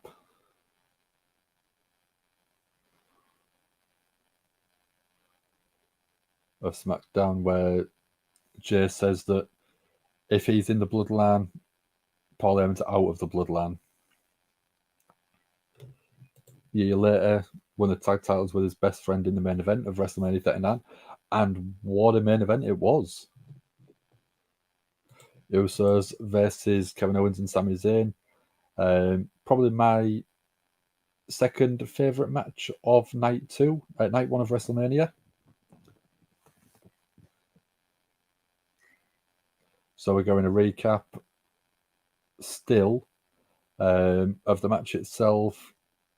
Super kick, and then we had a Pretty Deadly turn up while the referee was distracted. So Jimmy and Jay saving each other. Jimmy ended up super kicking Jey Uso after Solo was going interference. Theory stole the match at the end, as he always has been.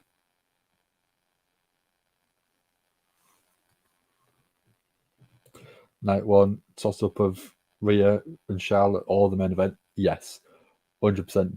Then that was the other match I was thinking. I think that was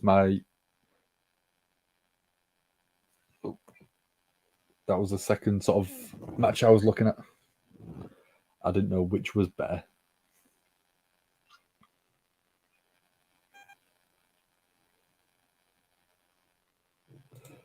Can Paul stop saying Jerome it's going to get taken out of context? It's weird anyway. Yes, it is. Best match, Rhea and Charlotte, or Sami Zayn, Kevin Owens versus the Usos. Yeah, it's such a hard choice.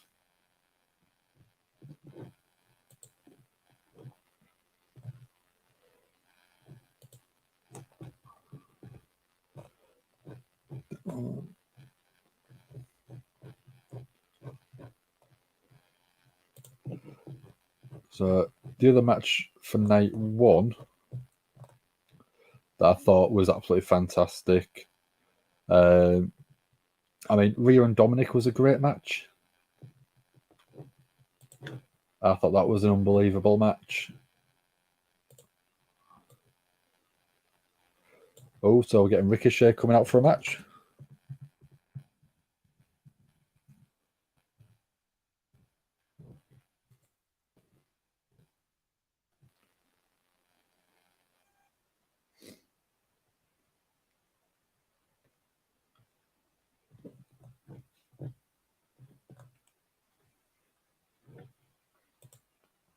So we're getting Ricochet versus Bronson Reed.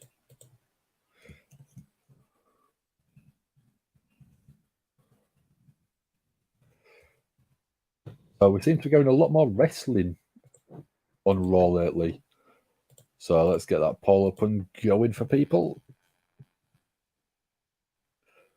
Ricochet, the one and only, going up against Bronson Reed. Get your votes in the comments. There we go. Thanos with thumbtacks. Venom slams Thanos onto the thumbtacks instead. Idea. Give me a Julia loser champion. The belt gets put on the line. The winner doesn't get the belt. Loser gets it, and it's the only belt you don't want. I know, but then we'd have to go another championship made. We've already got one. So that's why we have the Give Me a Julia champion, because there's only 3 of us that officially do hold it. Sam, Jack, and Sassy could be the legitimate champion, but it's just sending it to them places, which is going to be expensive. So me, Dom, and all live within sort of like a few miles of each other, so it's easy to drop it round if someone else wins it. It's made out of paper. I mean, we could probably do that, print a bit of paper off. We've got a bit of card that we could probably make.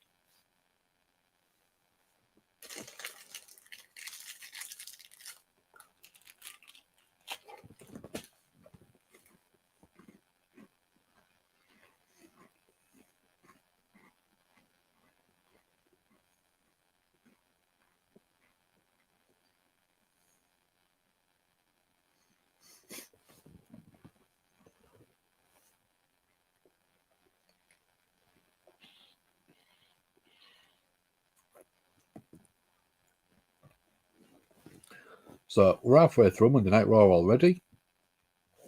If you haven't, I do always ask people, like, share, and subscribe to the channel. It does help us out. One thing I will ask, which is not something I do very often, is we're trying to help one of our other friends that has his own channel on Twitter and on YouTube. He's slowly building his own sort of brand itself. He's done interviews with myself. He's done interviews with Dom and Sam, and as well, and is absolutely fantastic. He's interviewed some of the biggest sort of wrestling journalists in the UK. So if you're a fan of people like What Culture, Cultaholic, he has interviewed them as well. And we're just trying to sort of help build his channel as well. So I'm going to put it in the chat. If you would love, I would love you to go and follow him. Take a look at this. Yeah, so if you can, I would love it if you could go follow Tom Talks Rubbish for me. Just because he's such a nice fella. He's built himself up. He's done, like I said, so many interviews with a lot of, with all of us on here, and he's done a lot of them with other people as well. And he's just such a nice guy, really good at doing interviews, and he does it all from his own bedroom. He does all the video editing himself. So he's up to about 720 plus, and we're trying to get him to.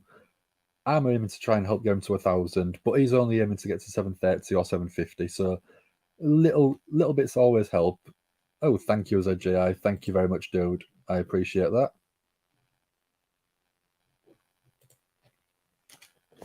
So let's see how he's doing.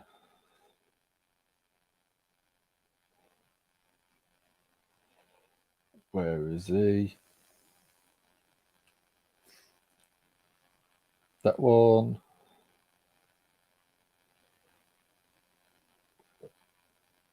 I was looking on Twitter. I was looking at the wrong place. Talks Rubbish.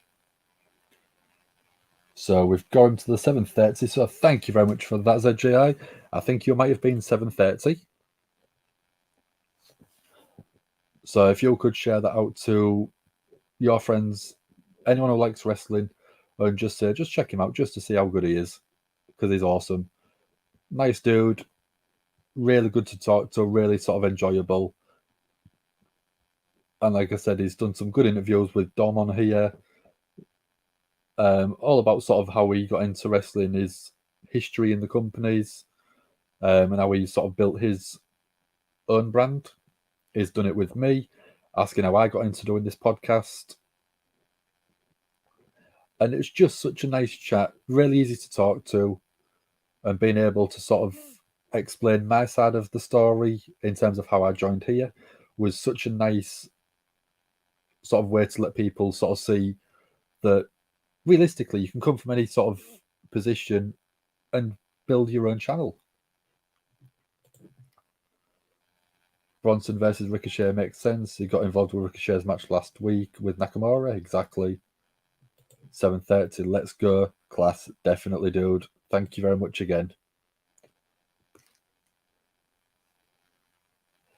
So, I mean, if you are into wrestling journalism, I mean, Chris Van Vliet, one of the biggest names in sort of wrestling journalism.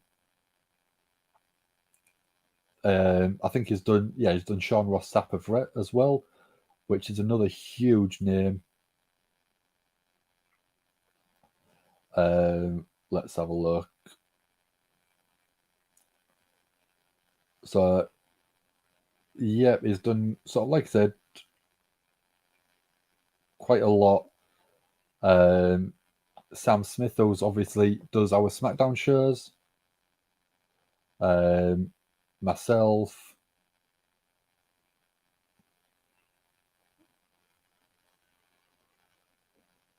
So yeah, go check him out. Like I said, it's well worth having a chat, having a watch of the video, because it's such a fun dude to chat to. So Misfit surprised that Bronson isn't in Money in the Bank. Me too. I thought it would have been a sort of dead set. He's a big guy that could feel legitimate in there, but they might have another idea for him. Dom, what about him as a Jedi? Ricochet's obviously, yeah, he's going to take some ridiculous bumps. He's always going to take ridiculous bumps in a Misfit. But then again, so could Nakamura, I think. I think Nakamura would be quite entertaining on that.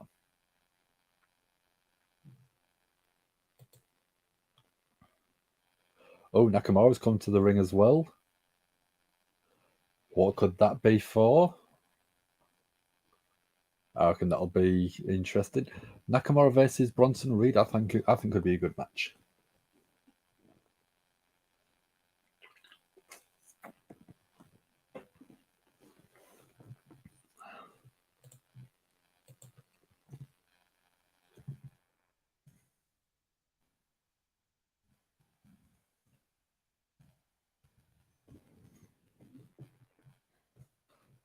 Where is it? That one.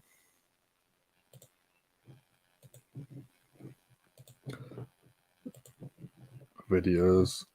Where is it?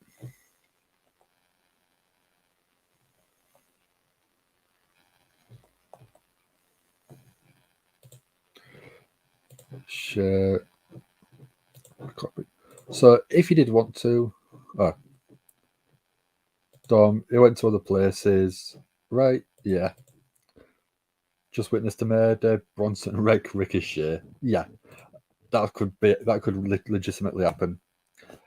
There you go. I've just put in the chat the video that me and Tom Talks Rubbish did. That was just a little half an hour chat with me and Tom. Just sort of talking about not what we'd done, but how I got into the podcast, how I got my little sort of start into it. He's even interviewed people like Nick Dinsmore, who played Eugene in WWE. What else has he done? So people from What Culture, like I said, he's done Josh Brown. He's done Simon Miller.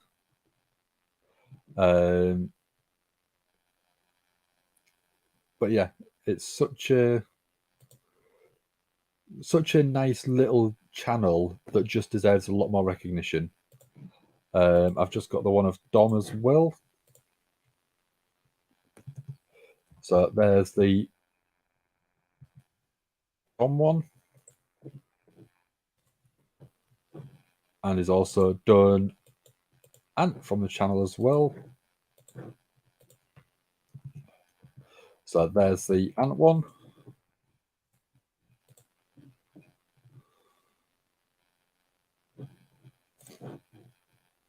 So this week CM Punk returns to AEW. I know. I don't know if we're going to be covering it. I will be creating something for the stream if we do decide to do it, or if we do end up covering it. Because it's Saturday night, so I think it's something that we probably could do. Kenta versus Punk is a plan for Forbidden Door. Yeah, Battle of the GTS, which would be amazing. Loser loses the GTS, I think should be the stipulation as well. Back on Monday Night Raw, Ricochet on the shoulders of Bronson Reed, spinning around looking for like a Hurricane Rana, but Bronson Reed just manages to hold on. Ricochet, springboard elbow, beautiful. Punk's already filmed stuff for the match. He might have filmed it, it might not happen, but I'd love it to. I would really like that to happen. What a kick from Ricochet. And Sagiri lands on the shoulder of Bronson Reed. Nakamura just watching from the outside. Oh, Ricochet tossed out to the apron. Big kick to Bronson Reed again. Springboard drop kick. Bronson Reed sent to the outside, right in front of Nakamura. Ricochet, beautiful, flying to the outside, taking out Bronson Reed.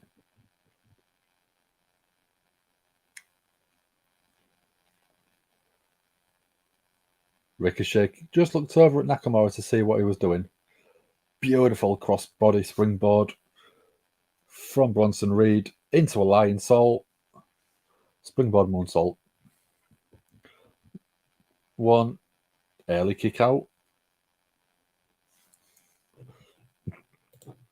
Misfit doesn't know if he's going to do every week with Collision, but I think everyone's going to review it, which I think is going to be great for sort of building your own personal channel, Misfit. Doudrop's better than Bruno Sammartino? Are you joking? Doudrop might not be better, but I think Piper Niven is. Ricochet. Oh, went for a moonsault off the apron. Bronson Reed caught him and just launches him into Nakamura. Why would you do that? Ricochet used like a little dart straight into Nakamura, takes him off the chair. Bronson grabbing Ricochet, tossing him back into the ring.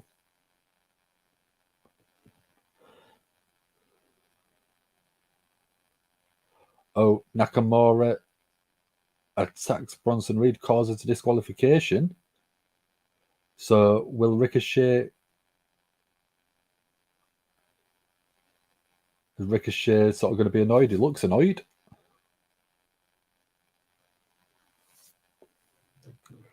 Natalia's going full Vader in 98, only dumber. Yeah. I mean, it's Natalya, what do you expect? Ricochet going in Nakamura's face, saying, why have you cost me the match? Bronson Reed flattens Nakamura, causing Ricochet to drop as well. Nakamura taken down with a huge clothesline. Are we getting a tsunami from Bronson Reed? He's going up to the top. Ricochet flying in with a kick. Then right hands. That gives Nakamura a chance to get up. Looking for a suplex. Is Ricochet going to help out? Yeah, Ricochet looks like he's going to help Nakamura. Is that going to... Huge suplex to Bronson Reed from the top rope. Huge impact. We're going holy chance. So even though Nakamura cost Ricochet the match, they're still working together, which is strange.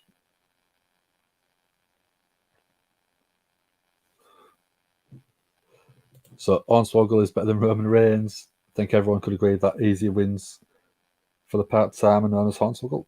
Yeah, definitely. Said JR, you're going to do some fantasy booking as well. I don't blame you. Awesome.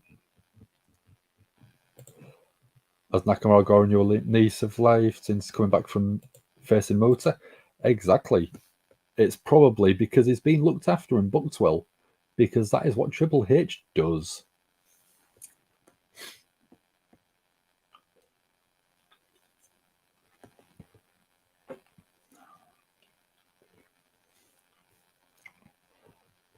So, backstage, we've got Sami Zayn and Kevin Owens. Kevin Owens just super hyped up, super fast talking about Imperium.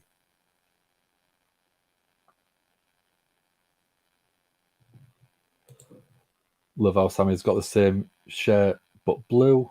Yeah. Did you know that we have our own version of that shirt, Misfit?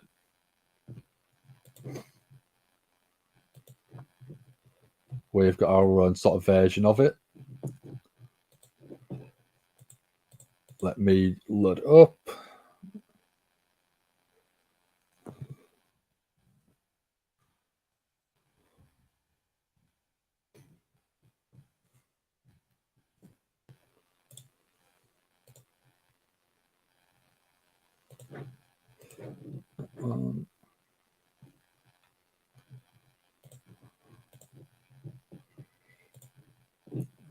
Where are you?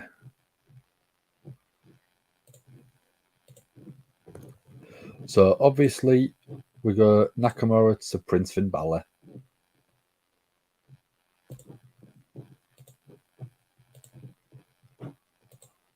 That one. And the pole. Swap the banner back. There we go. So yeah, if you do want to show your love for Gimme a Hull Yeah, you can get Gimme a Hull Yeah merchandise. We have got our baseball caps. We've got our t-shirts. We've got our hoodies, stickers. One of the favourite things that we do have is our baseball cap, which I've just brought up there for you. So you've got the red sort of beak on there, and you've got the big Gimme a Hull Yeah logo. It's one that Sam usually wears when he's doing a stream, but he usually has the green version. And then, as I was alluding to a minute ago, if you want our own version of the Sami Zayn Kevin Owens shirt, because we've got more letters, we've got GAHY Gimme a Hull Yeah in gaffer tape. If you're a bit more of a New Japan fan, you can get our own Bullet Club inspired shirt with the Gimme a Hull Yeah Club logo on it. And instead of the guns, we have got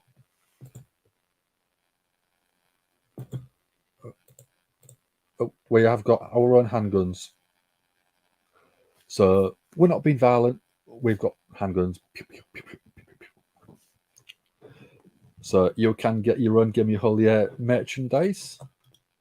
So if you do want to get anything, I'll put a link in the description for you or in the chat. There we go. And then anything that you do buy, we do get a small percentage of the sale itself to go back into the channel. So we do appreciate anything that you do buy. If you do get anything, tweet us. Tweet me there or right at the bottom of the screen at Gimme a Hull Yeah on Twitter. Or if you don't use Twitter, Instagram or Facebook, and we will share that out for you as well. So if you did want to build your channel Misfit, you could tweet a photo of us, of our sort of merchandise that you've got. We'll share that out, tell people to follow you guys as well. So WWE's exclusive TV negotiations with Fox and NBC ends without new deal. Ooh.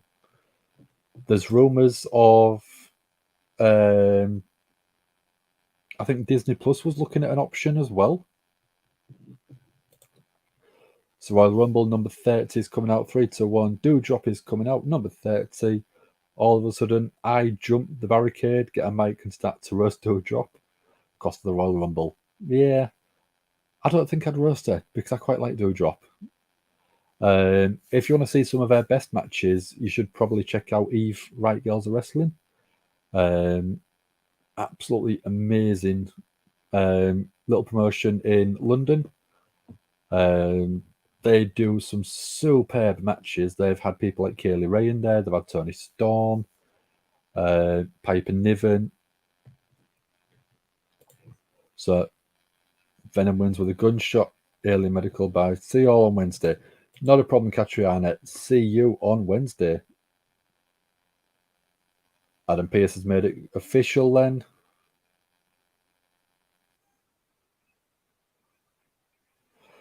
So Ricochet is wanting a rematch next week against Bronson Reed after the disqualification.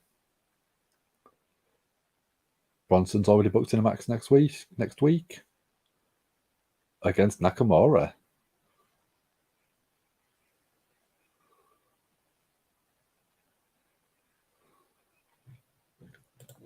So go from Nakamura to the Prince Finn Balor. Yeah, which is quite a nice combination. Another two stars of New Japan.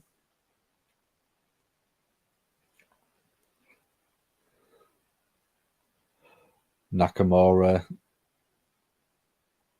has been told they may have a problem if Ricochet gets involved again. Nakamura saying it's nothing personal. It's Nakamura's turn to succeed.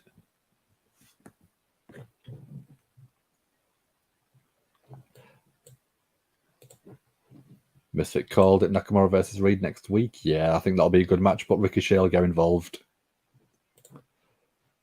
I get called backstage. Triple H yells at me for jumping the barricade, but all it does is inspire me to become a wrestler. Can I have a match with Doudrop? Yeah, go on then, why not? If I beat Doudrop, I get a contract with WWE. I mean, you look at me, you expect me to beat Doudrop, don't you?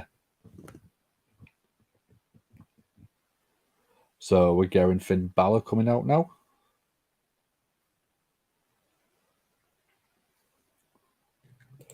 So Dark Matt Doudrop's in the ring waiting for me, but the cast of Gimme Hell jumps Doudrop, letting me get the easy win and get us a contract. Yeah, the team have got my back. We've always got each other's backs here. Misfits happy they're doing something with Nakamura. Yeah, he deserves so much. He deserved to be AJ Styles at WrestleMania, I think.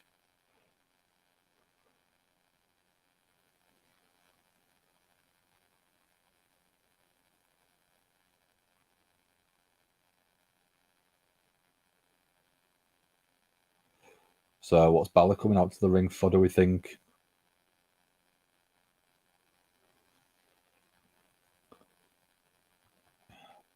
Triple H realizes Gimme Holy merch is selling well and tries to build me up to destroy Dan later. Yeah, I always get built up to be knocked back down, don't I?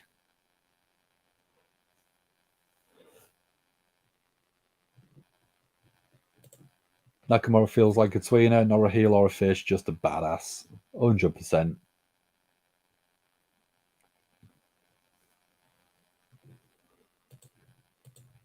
LA Knight, I think, is similar. People love him, but they are supposed to boo him. Oh, so first two words, Finn Balor, Seth Rollins. It sounds like he's calling out Seth Rollins.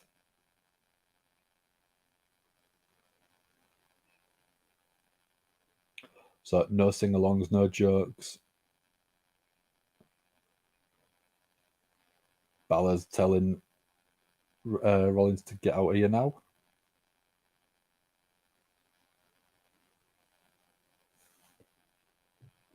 So we are getting Seth coming out now. Lovely. Remind us of when Nakamura was leader of Chaos. Exactly. Nakamura is such a good star, and he deserves so much more. Seth's coming out in a gold suit, crowd chanting along as always, singing Seth's theme.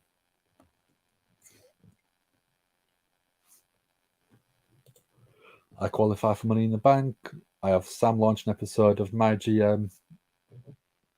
All of the Money in the Bank qualifiers are distracting because Triple H didn't know they watched the podcast, allowing me to win the Money in the Bank briefcase very sneakily. I like that. I like that one, said JI. The Real World Champion has arrived. Me. I've arrived. Nah, I'm only joking. Seth freaking Rollins. It suits him. It looks so good around his waist, I think.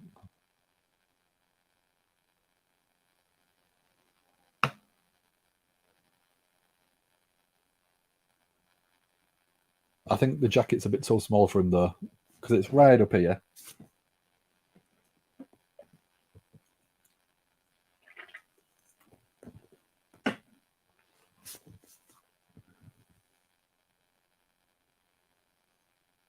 Whoa.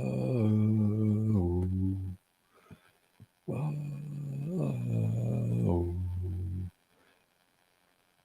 Crowd still super hot. Really loud singing the theme.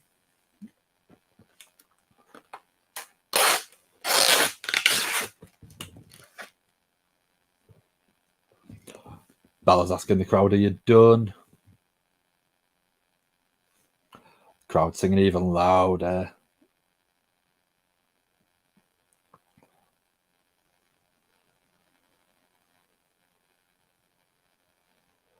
Seth just stood there.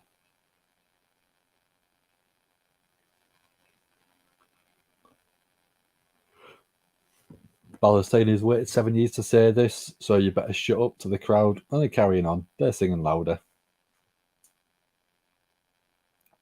Seth isn't even doing anything apart from standing there, hands behind his back. He's not sort of conducting the crowd.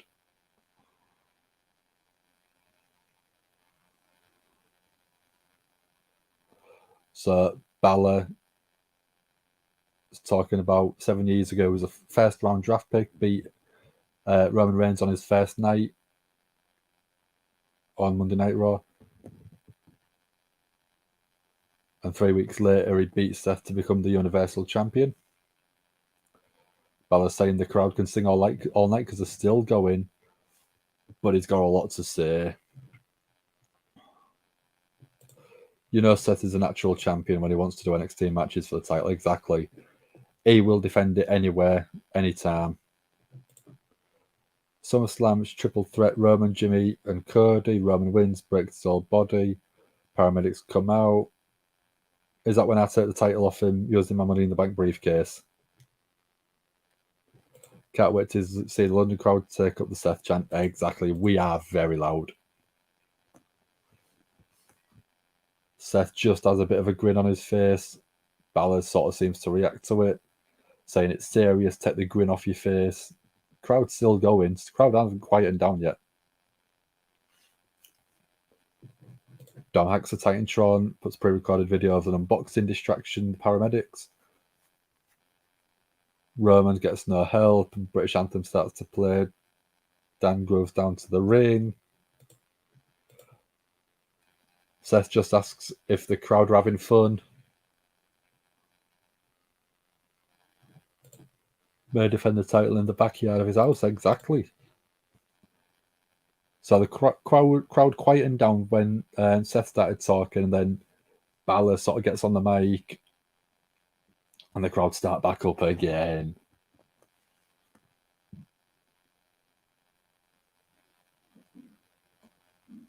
So Seth says, you've been waiting 7 years to say what? Crowd quieting down again. Crowd really quieting down. So Seth says, get it off your chest.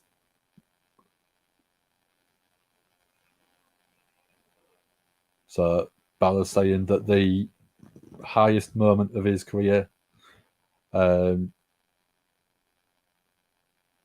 got torn from him by Seth.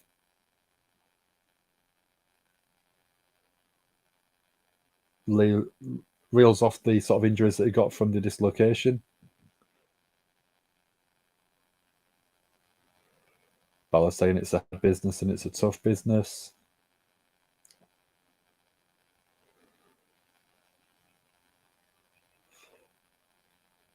So the crowd started up again as soon as Balor started talking. And it says the one thing that annoys him more than anything, apart from the idiots that won't stop singing, the crowd get even louder. Balor's saying you like it when they sing. Rollins just nods. Balor's saying the crowd don't like you. They don't actually know you. Balor's blaming it on Seth. It's great continuity. Crowd won't let Balor speak. It's brilliant. It's so good. Every time Balor speaks, the crowd just ramp up their volume. So Balor's saying that Seth took everything from Rollins. No, Rollins took everything from Balor.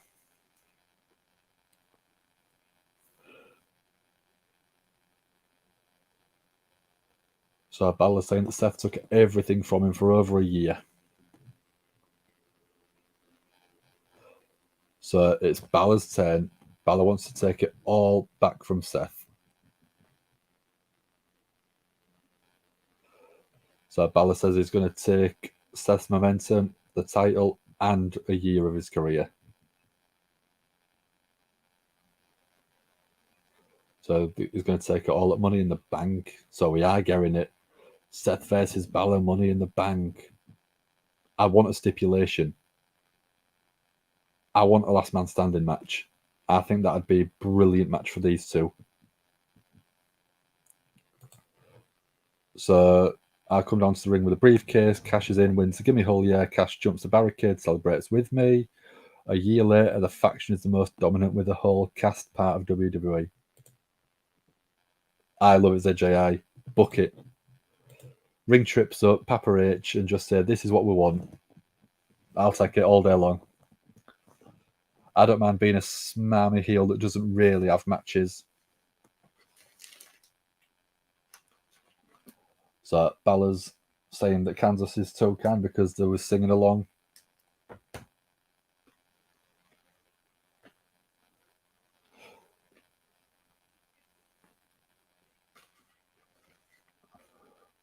So Seth is laughing. Seth's laughing because it's finally the Balor he's waited to see.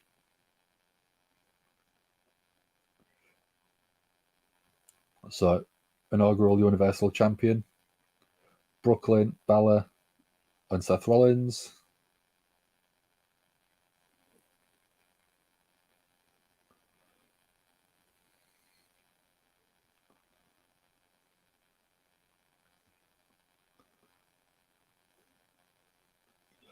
So Seth saying that one of them got bitter, one of them got better. Nice little cheeky dig. Crowd singing along again.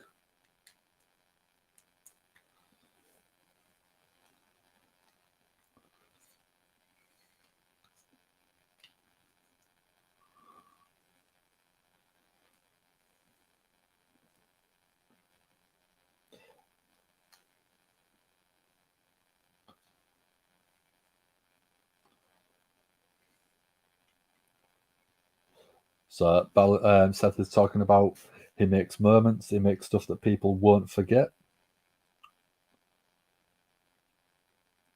Seth changes, he adapts, and he rolls with the punches. He got better every single day, every single week. Is the greatest version of Seth freaking Rollins, which I completely agree with. So if you want the proof, it's the World Heavyweight Championship around his waist.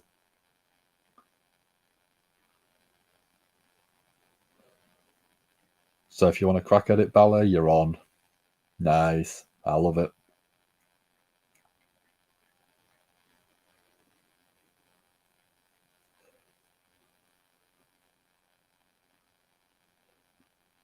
So, which version of Balor is going to be coming to London?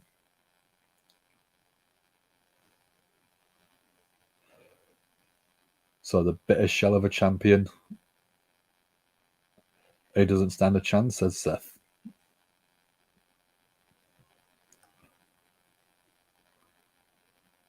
The Balor that beat Seth to become the first ever Universal Champion. That's the one that we want.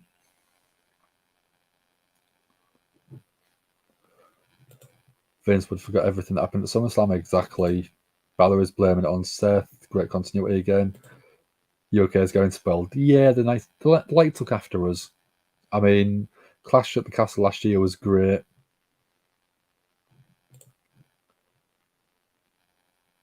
Raw at the minute, really awesome wrestling. I agree. Damon Balor will probably show up, I hope so. I'd love to see that. Triple H immediately cracks down on Gimme Hull, yeah. Sends Judgment Day at those. We don't stand a chance, or do we? But Triple H says if it's Gimme Hull, yeah loses, it's War Games, they are fired. Oh, we're not losing War Games. We don't lose a War Games match. We've got Dom who will climb the cage. He'll put his body on the absolute line. He'll do an Io Sky moonsault with a trash can on him if he needs to.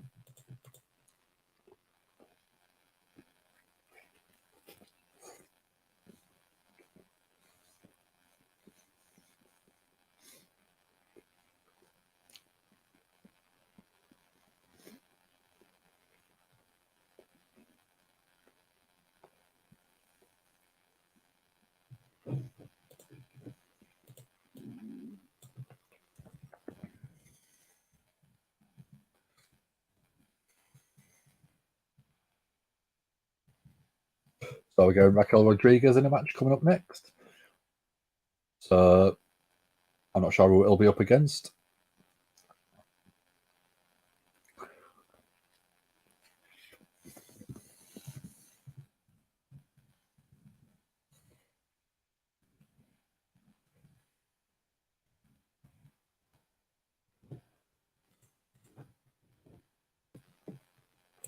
So it's going to be Raquel Rodriguez versus Shayna Baszler. So I'm going to get that polling ready for you.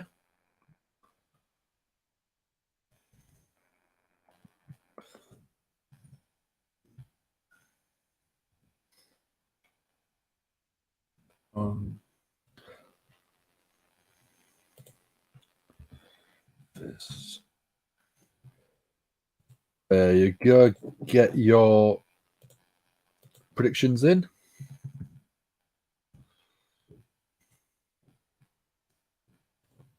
Judgment Day somehow wins, but Gimme Holy finally revealed their plan. They're unfireable. The whole crowd's wearing our merch. If they're fired, WWE comes down with them. Exactly.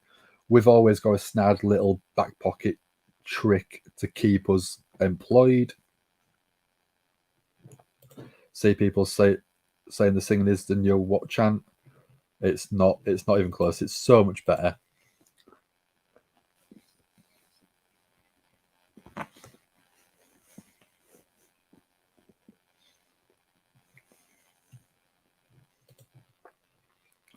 Raquel versus Shayna, with Ronda probably on the Ronda's probably on the outside. Shayna wins, and then Raquel gets beaten down by both of them, I reckon.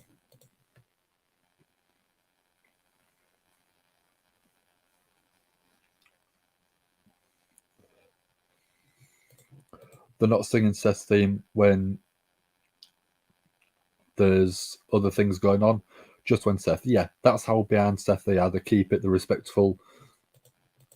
The what chance is a disrespectful, I'm bored of it, or just want to annoy a heel.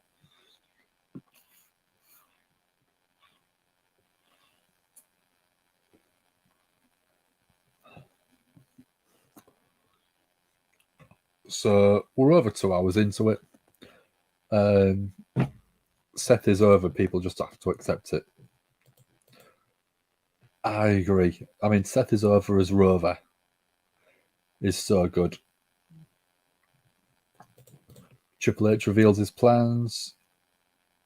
Triple H is back from the grave, starts a backup company that immediately grows as popular as WWE. So like an NWO type invasion, do we think? People were doing it when Nakamura was with NXT. Yeah. It's a shock of, well, it's not a shock because Seth's just amazing. But I can't believe how long Seth has been absolute top of his game. He's been top of pretty much every show he's been on. He's been the best performer for a long while. He's one of the best in the ring. And to keep that level of fan support is amazing. Even as a heel, he was still one of the most over people because the heel character work was amazing.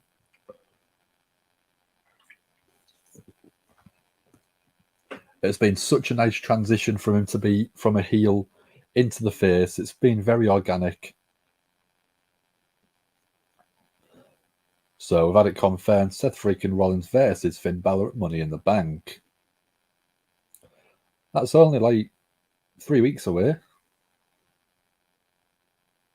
It's less than 3 weeks away. Can't wait. So yeah, we've got Shayna Baszler in the match, but we've got Ronda Rousey's music. Annoying. Weird. What if Finn beats Seth? Damian Priest cashes in on Balor and Money in the Bank will be fire. It would be. WWE's come to release of me and his crew. WWE wishes us all the best. We come back. We're going to tear it down. We're not going to go out. We're not going to go down easy.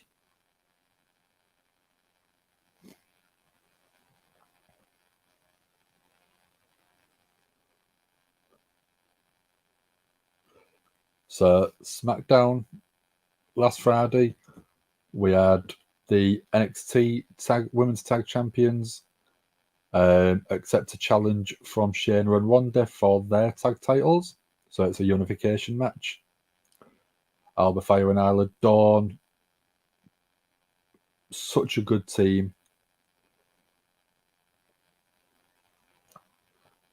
I think that I'd love to see Isla Dawn and Alba Fire win that one. I don't think they will, but I think they should win the match.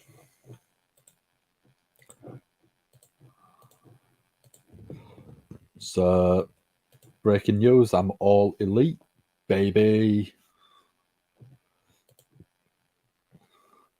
Raquel Rodriguez showing that unbelievable power she's got. Picking up Shayna, follower slam into the corner, and then a second follower slam.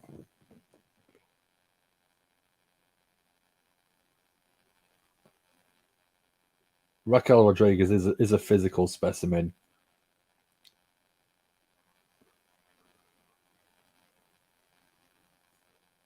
Ronda on the outside. Raquel just pushed Ronda a little bit, and that was quite good. Ronda saying that she pushed me, which is something you don't really see. Oh, Shayna Baszler working the ankle, working the leg.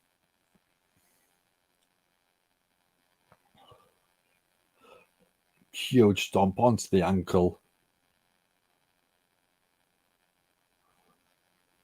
Beautiful sort of joint manipulation, joint damage, joint focus. Oh, beautiful, beautiful lariat clothesline to Baszler, though.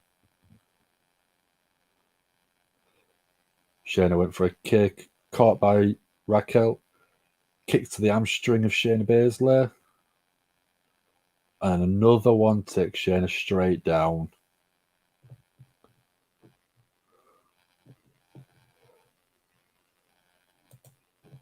Twisting sense on from Raquel. Jack the Ripper, Balor at Money in the Bank. The NXT version, 100%, please give me it. Raquel's, Ronda's trying to get involved. Shayna goes for a roll-up. 1, 2. Gets a 3 count. So Shayna Baszler wins, but with the assist from Ronda. Ronda did have a little bit of a push to keep Shayna in the pin. Stop Raquel kicking out. So, yeah, exactly as I called it. Shayna wins, but with Ronda Rousey interference. I wake up from being knocked out by a Joe Drop and then loses against Joe Drop. That's not going to happen.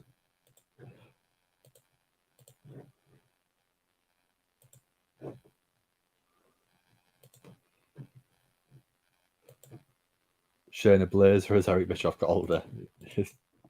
It was funny. It was funny, wasn't it?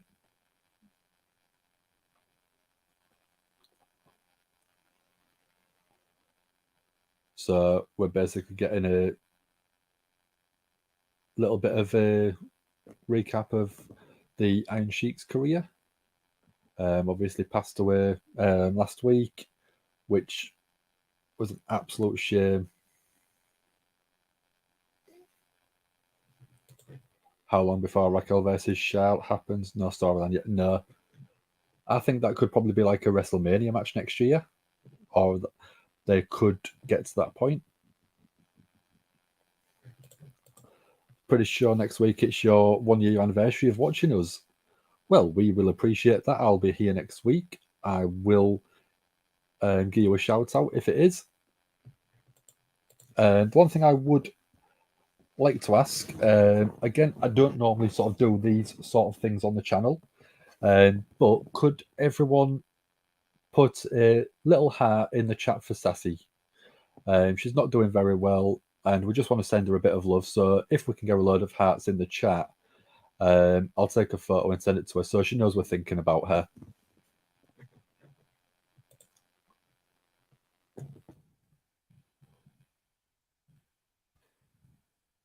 Oh, okay, Reggie.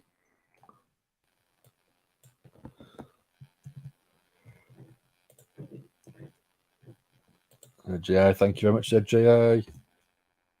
I'm just putting man in. So if everyone else could put a little heart in, just so people know we're thinking of her, I'll get ready to take a photo. Just because she's had a couple of bad weeks. She's getting a lot of migraines and headaches and stuff, so she's been told to rest up. That's why she's not in the chat tonight, guys. I would really appreciate that. After Seth versus Bronson Reed. Oh no, after Seth versus Braun, give me Seth versus Carmelo Hayes. That'd be a good microphone battle, I think.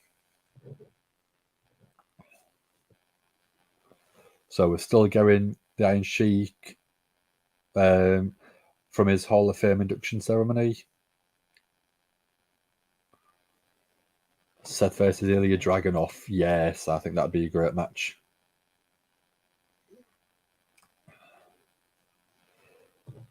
Thank you, Norma. Thank you very much. Miss you, Sassy. She'll love that one. So I'll just get that photo.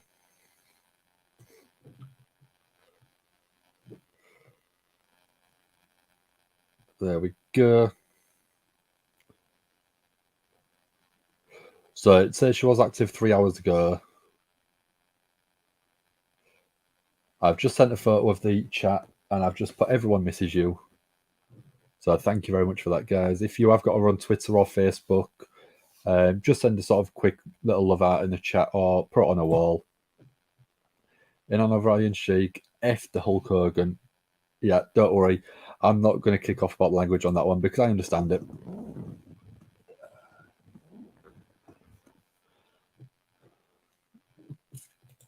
Yes, Misfit Gamer. If you could stick a little heart in chat for Sassy. I know that she doesn't moderate on Twitch for us, but on our YouTube channel, very, very important part of keeping everyone behaved. So we do miss you, Sassy. I'll send that one.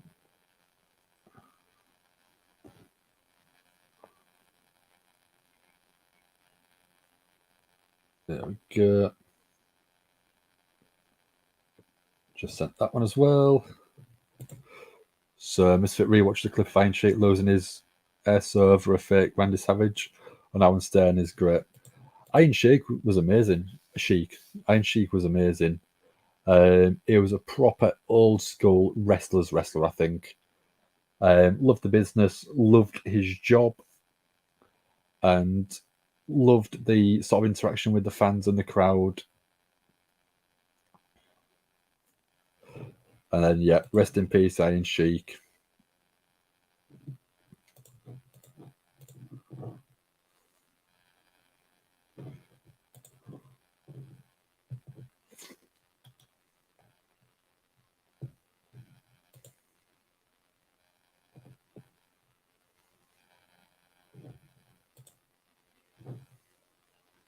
So at the minute, we are on a commercial break. We're 40 minutes away from the finish. It's actually been a lot quicker than I expected. It's not been as quick as some of them over the past few weeks, but it's still been a relatively good show.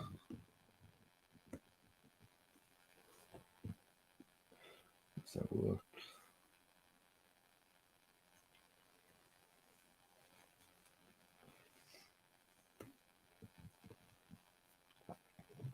Would believe the Iron Sheik has only been in 2 games, WWE games.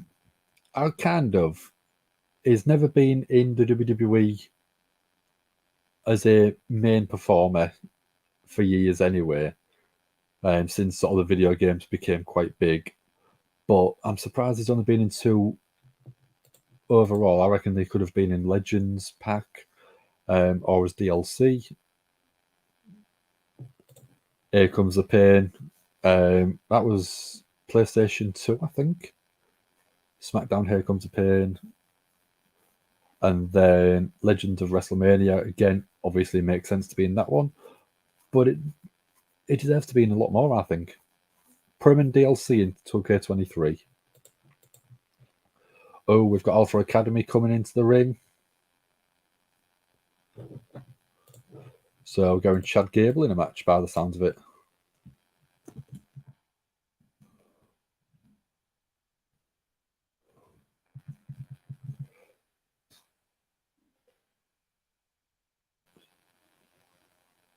So we've got the Viking Raiders coming down to the ring.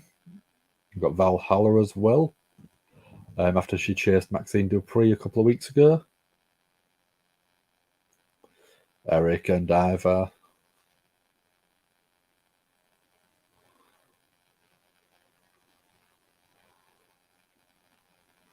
So we're going Eric.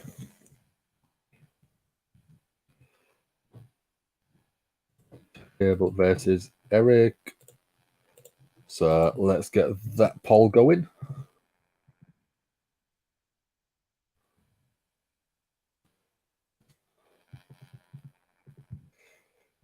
Gable, Eric, get your votes in. There we go.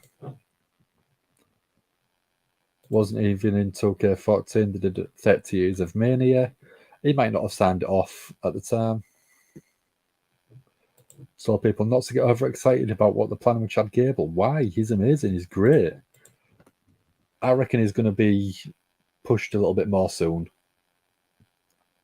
I love the fact that you had Maximum Male Models and Alpha Academy are that over.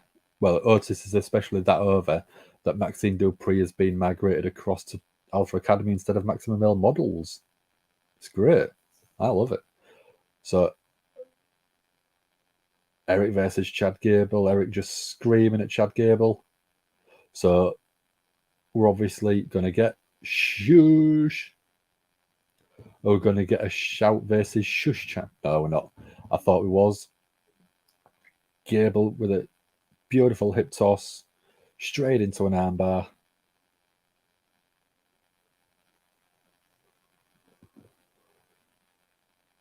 We're going to Let's Go Gable chance. I haven't heard that for a long while. Eric just takes down Gable straight away with a big clubbing blow.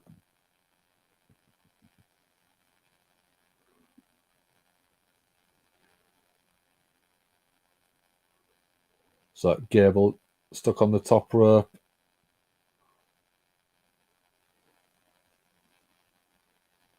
Gable with a throat shot. Gable on the top. What's he going to go for? Is it a crossbody? No, it went for a diving headbutt. Dynamite Kid style. So Valhalla's looking straight across the ring. Looks like she's looking straight at Maxine Dupree. Valhalla chasing down Maxine. Arm drag by Maxine. Beautiful arm drag.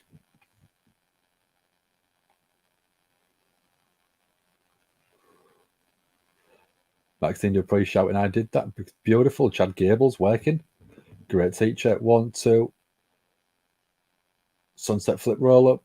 Gets a 3 count on Eric. Beautiful. Chad Gable. Everything's coming up Alpha Academy. So we're going part 2. I go inducted into the Hall of Fame for having the greatest authority rivalry ever. The rest of the crew is also inducted. True ending. Yeah, we deserve it. Sheik would go off on other wrestlers in the locker room big time. Line between wrestling and real world was a little fuzzy for him.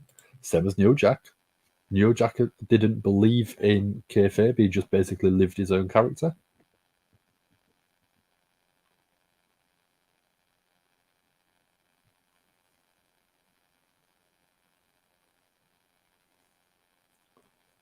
So I'm quite liking this story. Chad Gable is such an underrated performer. He deserves so much in terms of props because he's so good in the ring. The ring work that he's got is brilliant. The character he throws himself into it full bolt.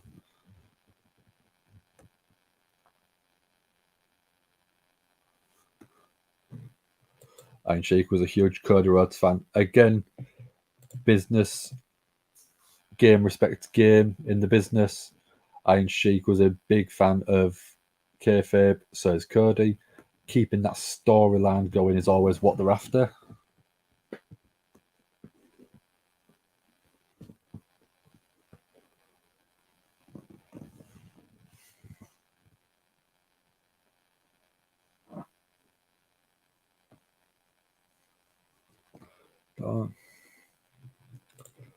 Would be surprised if Rhea doesn't defend a title in the UK when she's from the UK. I think she will do. But who would she defend it against, do we think?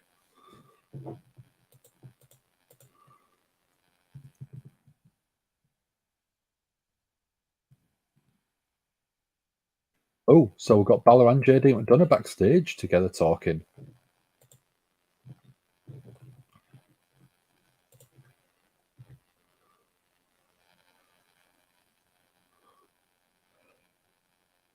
So Damian Priest is there. Balor's congratulating Priest.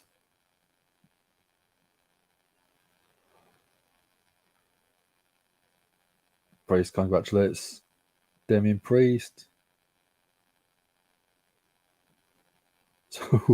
So Balor's asking Damian Priest if Damian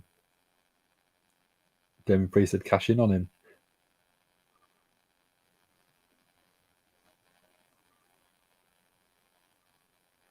Priest is happy that Balor has an opportunity. Damian Priest saying that Seth has caused issues and Balor needs to end it. So again, that sounds good.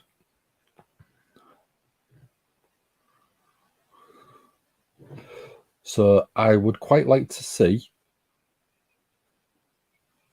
Rhea Ripley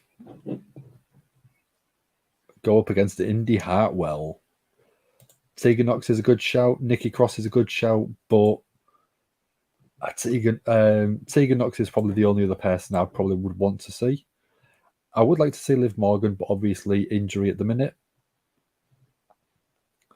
Piper Niven would be a reasonable shout. But yeah, Tegan Nox. But if it's not Tegan Nox, Indy Hartwell. Candice LeRae again would be an okay shout, but Tegan Nox for the UK fans because she's from Wales.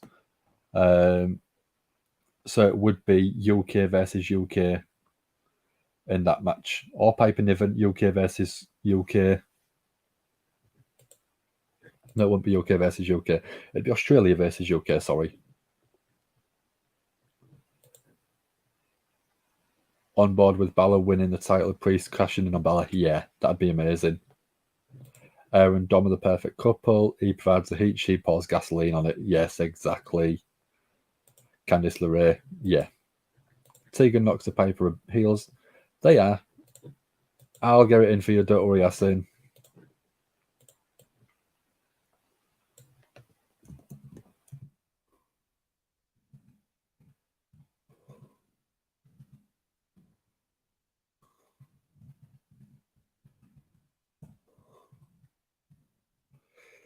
Owens and Zayn versus Imperium. That's the match we're getting. That's the main event, guys.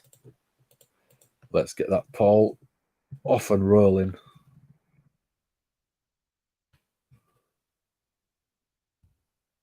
Owens, Zayn versus Imperium. So that should be coming into the chat in a second. Get your votes in. There we go. Yeah, Tegan, Piper, both heels, but Indy Hartwell, I think, could probably be a good shout. Is a face, so would make sense. Was the former NXT Women's Champion, so again, got that credential of I didn't lose my title, I just want yours now.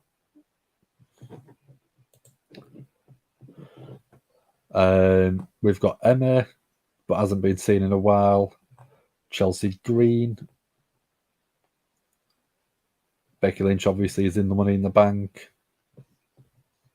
Katana Chance, Kaden Carter. They're probably going to be women's tag match, maybe. Liv Morgan, obviously, as I said, is out injured. Maxine Dupree is with Alpha Academy. Nikki Cross, I think, UK based, is a good shout. Piper Niven, again, UK based. Raquel Rodriguez could be a shout. And then the rest of them, apart from sort of Tegan Nox, all have something sort of planned. Dom beating Seth the World Heavyweight Championship feels like a match on Raw. Dom getting a roll-up win. Yeah. Sneaky little win for a sneaky little devil. Rhea got the stupid R&D that he'd put on Dom on trees, yeah. But it's creating heel heat. It's getting Dom even more hated because she does it in it, which is great. It's so entertaining.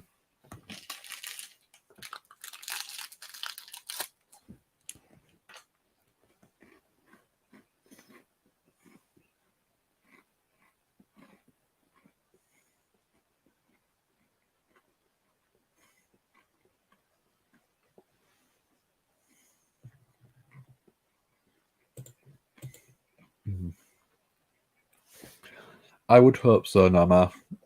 I really would hope so.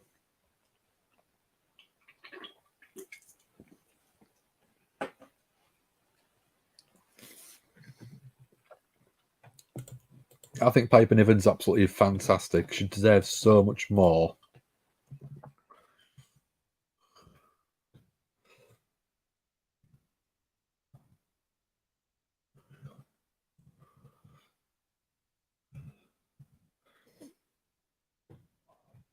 Let's have a look.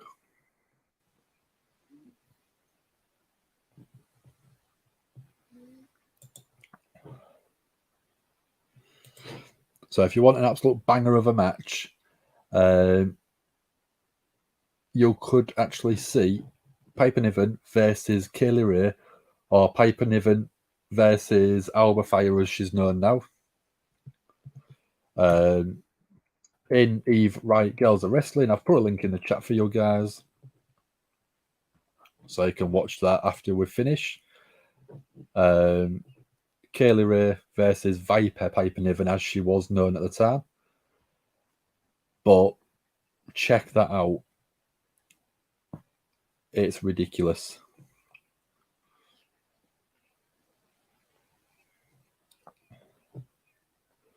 So, Doudrop, Piper Niven has gone up against people like Aja Kong. And that was all in Eve Right Girls of Wrestling, which Right Girls of Wrestling got some huge names. So go check them out once we're done.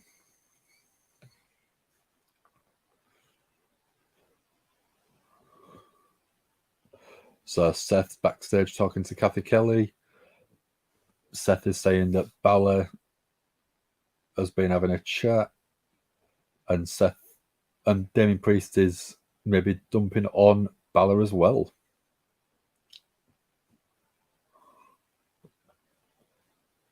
So next week, live on Raw, what is Seth going to do?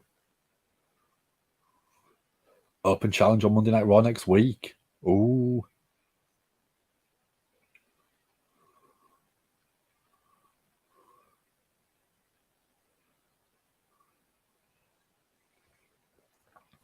Oh, do we want to issue that open challenge or accept the open challenge?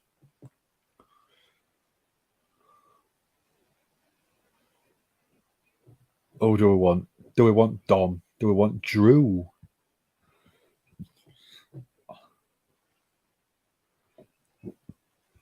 Oh, Logan Paul returns next week. So is this the build for his SummerSlam match start?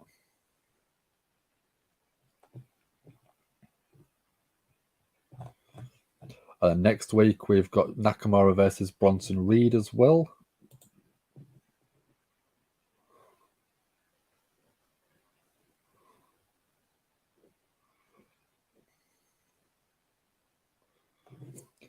So we're getting Imperium coming down to the ring finally.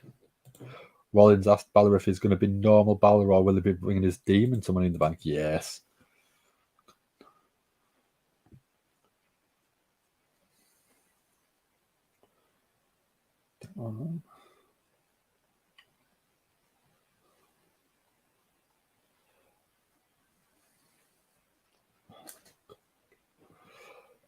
So we're going to recap of Monday Night Raw last week when it was Kevin Owens versus Gunther.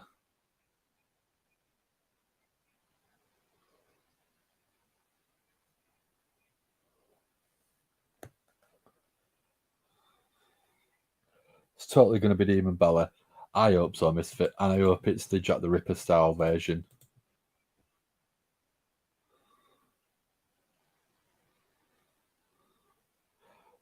So last week we had Vinci and the ankle lock from Matt Riddle.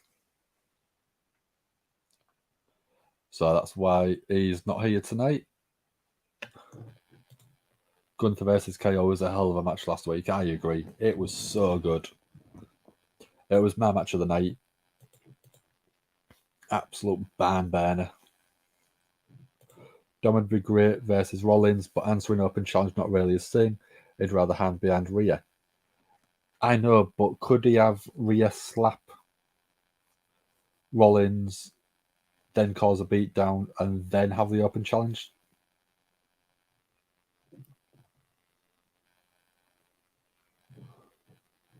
Putting his title on the line in an open challenge next week just because he feels like it.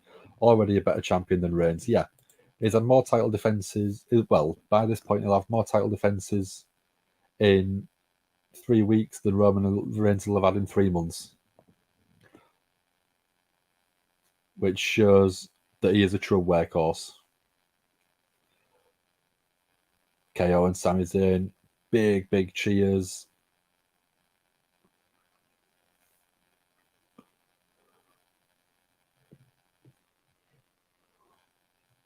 I don't want to get stuck into a time loop ZJI, but I'll put the comment up for you.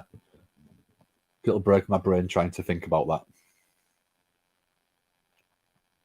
Gunther looks so good compared to what he did over a year ago. He's toned up physically. He's I don't know if he's lost weight, but he's definitely shredded himself. Samantha Irvin was a great pick for WWE. Exactly. The way she says Kaiser is fantastic. That's partly why she got moved across from SmackDown, because of the way she sort of emphasized Gunther, Kaiser. Yeah, brilliant ring announcer. So starting off with Gunther and Sami Zayn in the ring.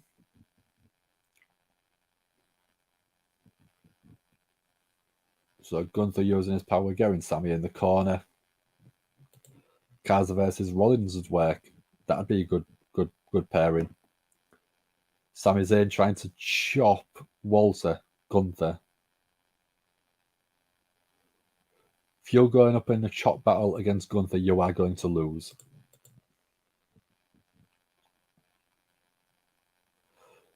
So Gunther with a headlock takeover.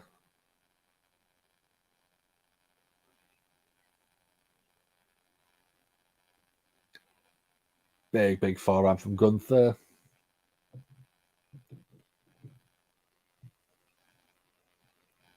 When did I get the Give Me a Whole Year Championship? I've had it since the end of last year, I think. I had it all the way through Rumble. I think I lost it at Night of Champions.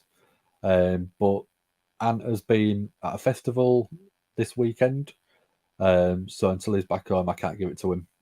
But I'm going to take it round as soon as I get a chance. Misfit doesn't want Rollins Open Challenge, will be Breaker. But it could be that he issues the Open Challenge, and then if he goes to NXT tomorrow and accepts it, that doesn't count as an Open Challenge acceptance, does it? That's completely separate. So it could be that we get Rollins and Braun Breaker at Money in the Bank.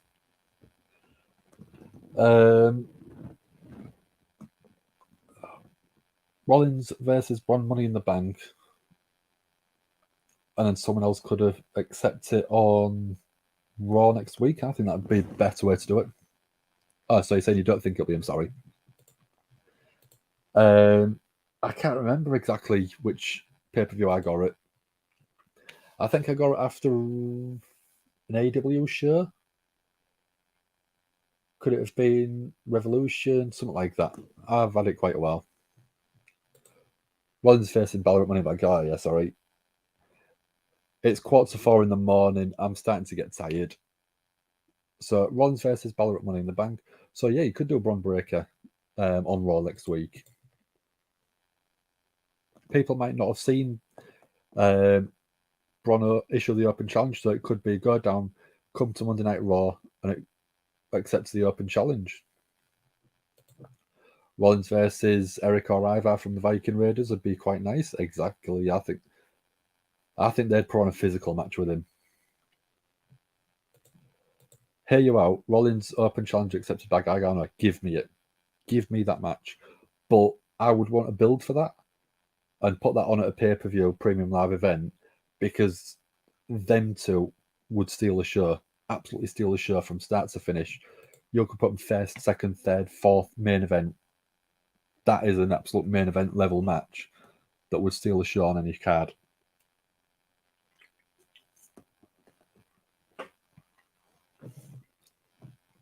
Raw's in Cleveland next week. That makes sense then. That does definitely make sense.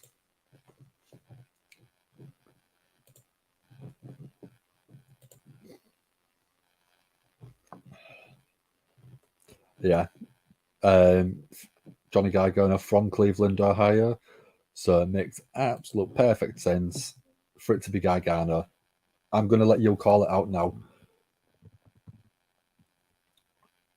Misfit Gamers called Johnny Gargano accepting the Open Challenge from Rollins next week.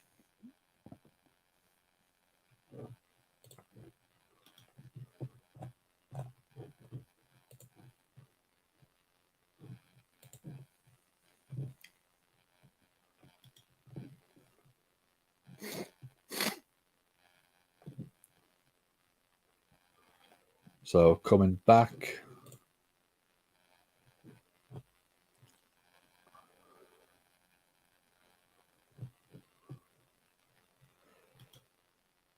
So it's the NXT call from Bron Breakker. Will Seth Rollins respond?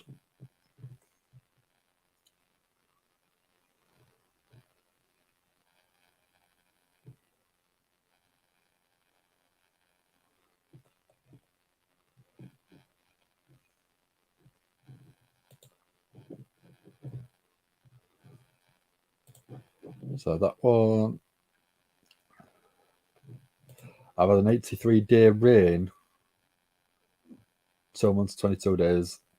I can't remember. I think it was before Christmas I got it, but it might have been just after. But I know I've had it for quite a little while. Misfit, no, Johnny would lose, but don't care. The match would be a humper. It'd be amazing. It'd be probably match of the night easily, without question, next week. Kaz is in the ring now with Sami Zayn. Crowd with a "Let's Go Sami" chant. Irish whip. Sami picked up, put onto the top rope. Kaz went for a kick. Sami caught it. Big elbow. Went for a pin. Only a 2 count. If I got it before Christmas, 120-day reign. If you go back and look at the Monday Night Raws from before Christmas, if it's still there, then yeah, I've held it since before Christmas. In comes KO. Sami Zayn with a drop toe hold, and then a senton to the back of Kaiser. Miz is from Cleveland, so hope it's not the Miz. They've got history. Kevin Owens with a beautiful moonsault. Goes for a pin. 1, 2. Kick out at toe by Kaiser.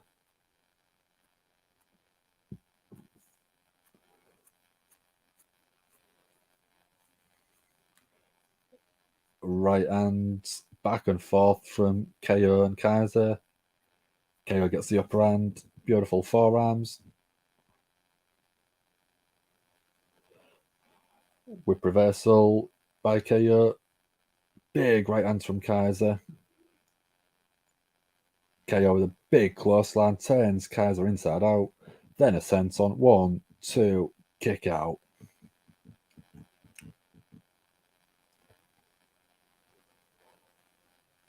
Sami Zayn gets the tag. In he comes. Elbow to the kidneys of Kaiser. Retaining Ciampa. I think that'd be someone I would love to see. But I don't think he's officially branded.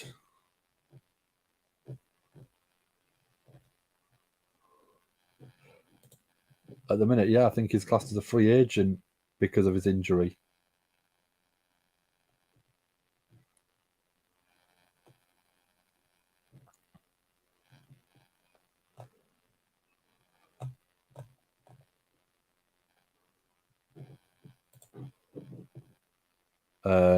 Had it for about 4 months, maybe more.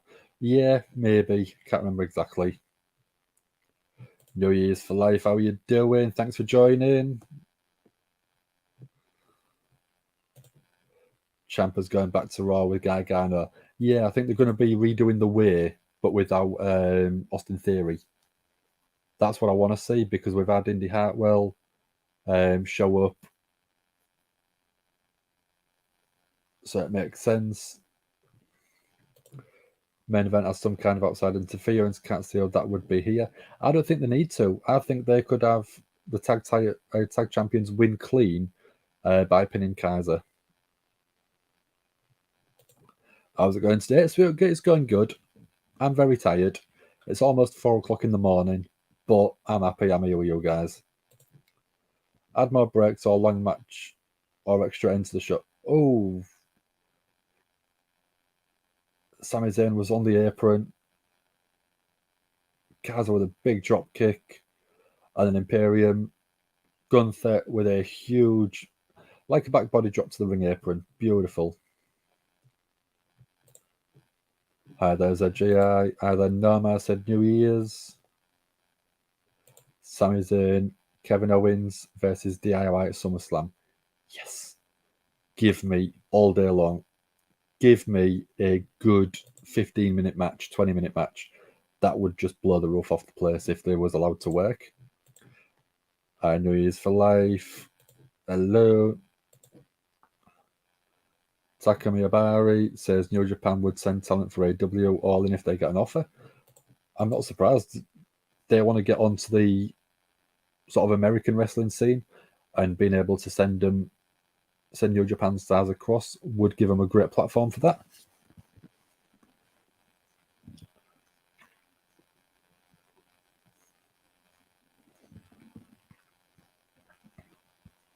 It's all good, Nama. Yep. It's been a relatively good show. It's not been as good as last week, but it's still been a very good show, I think, overall. So I do like a very good show.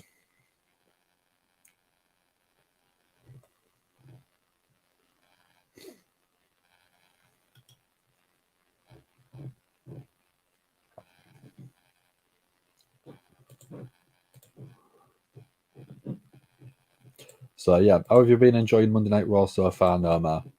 I've been enjoying it. It's been a very good show.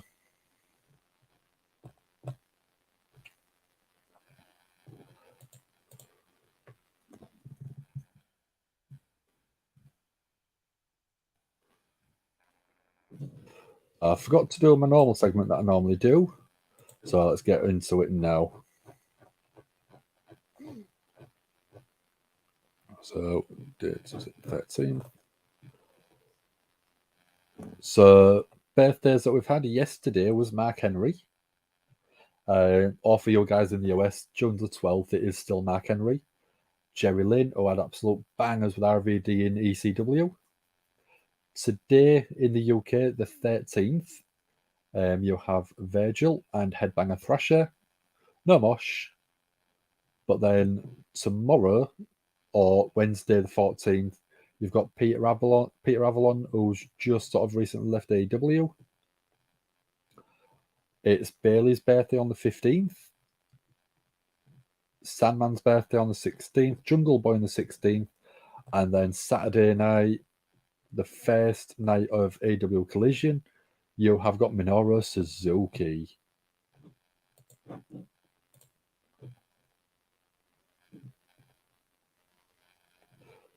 So about 4 months until your birthday. June, July, not far off for the same for me. Mine's middle of October, near the end of October. So yeah, not far off as well. Someone said New Japan doesn't have a name for All In. They literally have Okada, Tanahashi. Exactly.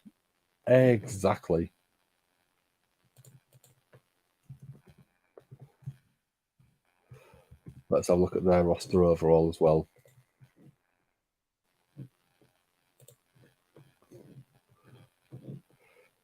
So, I mean, Sanada, Takahashi, you've got David Finlay, you've got Kenta, Zack Sabre Jr., Willow Nightingale. So there is a lot of big names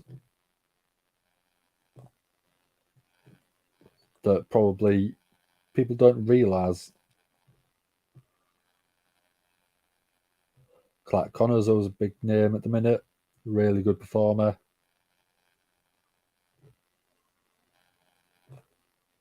Gator. Exploder Suplex by Kevin Owens. We're back on Monday Night Raw. You've got Jeff Cobb as well. Jonathan Gresham. Kyrie, if you wanted to do a crossover. Obviously, you've got Okada, Kushida. Mercedes Moné, but is injured at the minute. Swanton from Kevin Owens on Gunther. 1, 2. Kick out. Minoru Suzuki. I'd love to see in New Japan. Come across to AEW. Kojima. Shingo Takagi. Shota Umino. Ishimori. I mean, you've even got people like Tama Tonga, Tetsuya Nato.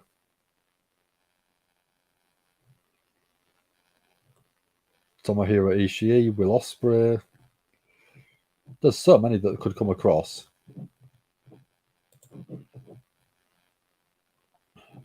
Yeah, Minoru Suzuki is probably one of my favourite New Japan performers, besides Okada. This tag match has been fire. It's been absolute brilliant. It is for the Undisputed Tag Championships, but we've got Kaza and Sami Zayn. Exploder in the suit into the corner by Sami Zayn. Sami Zayn was looking for a Helluva Kick, but Gunther pulls him outside. Oh, Gunther went for a chop, hit the ring apron. Not the ring apron, the ring post. Sami Zayn was looking for a Blue Thunder Bomb, but Kaza, it's a step up in Sagiri. Death Valley Driver. Tag to Gunther. In comes Gunther. Kevin Owens eats an Enzuigiri on the ring apron. Big forearm to the back, European uppercut. Kaiser takes out Kevin Owens. Gunther with a huge lariat clothesline. 1, 2. Oh, so close. Sami Zayn absolutely in the nick of time.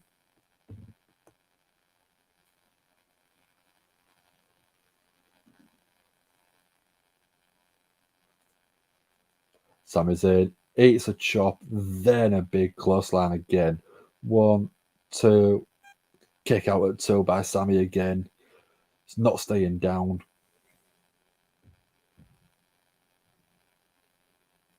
This is just getting better and better. Gunther's got Sami on the shoulders. European uppercut, Doomsday Device. Kaiser 1, 2. Kevin Owens gets in, pushes Gunther into the pinfall to break it up. Sami Zayn and Kevin Owens make a good team in WWE.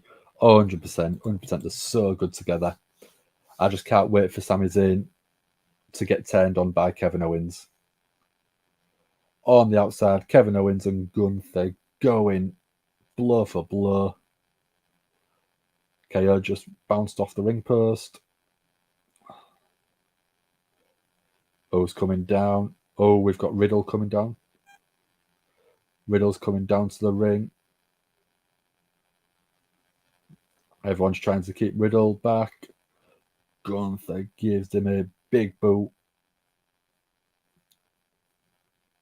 KO with a DDT on the outside to the diamond plate.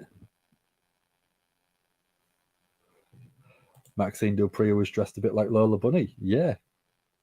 Sami Zayn with the Blue Thunderbomb. 1, 2, 3. Sami Zayn, Kevin Owens retain.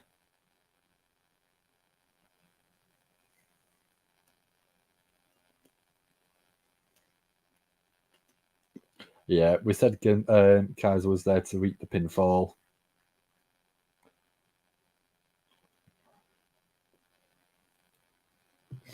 Sami won with a Blue Thunderbomb. We don't see that very often, do we? We normally see it with a Helluva Kick.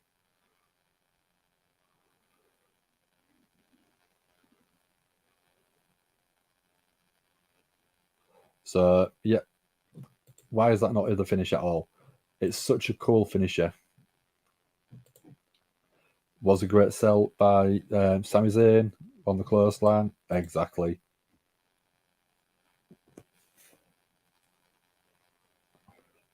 One hell of a main event. Exactly, Misfit.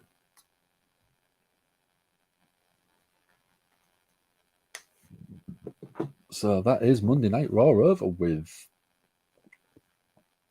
So we're going to get through the recap. We've got main event. Obviously, got to be match of the night. Sami Zayn and Kevin Owens versus Imperium, Gunther and Ludwig Kaiser. Absolute banger. After last week's match, Kevin Owens versus Gunther, it couldn't disappoint, really, could it? It was so good. Then my performer of the night, I would probably give that to Seth Rollins. No, I'm going to give it to Balor. I was thinking of Seth, but I thought Balor had a couple of few different segments in there where there was little teasers of different character changes. So very, very good. Damian Priest, as Misfits just said, very, very close as well. But for me, Balor's teases in character, and then the little sort of tease with JD McDonough, absolutely brilliant, absolutely fantastic to see. My overall grade of the show, I would probably give that a 7.5 out of 10. It wasn't as good as last week because of the match quality, but that main event was an absolute banger. Last week's matches overall was better. Match of the night, torn between Priest and Riddle or the main event. I've gone main event just because it was such a fun match. I always enjoy seeing Gunther in the ring. I always enjoy seeing KO in the ring. Sami Zayn and Ludwig Kaiser just made it a little bit better. Both were absolutely fantastic matches. So if you went for Priest and Riddle, I can completely see why. But yeah, I'm going 7.5 out of 10. What are you going, Misfit Gamer? What do you think?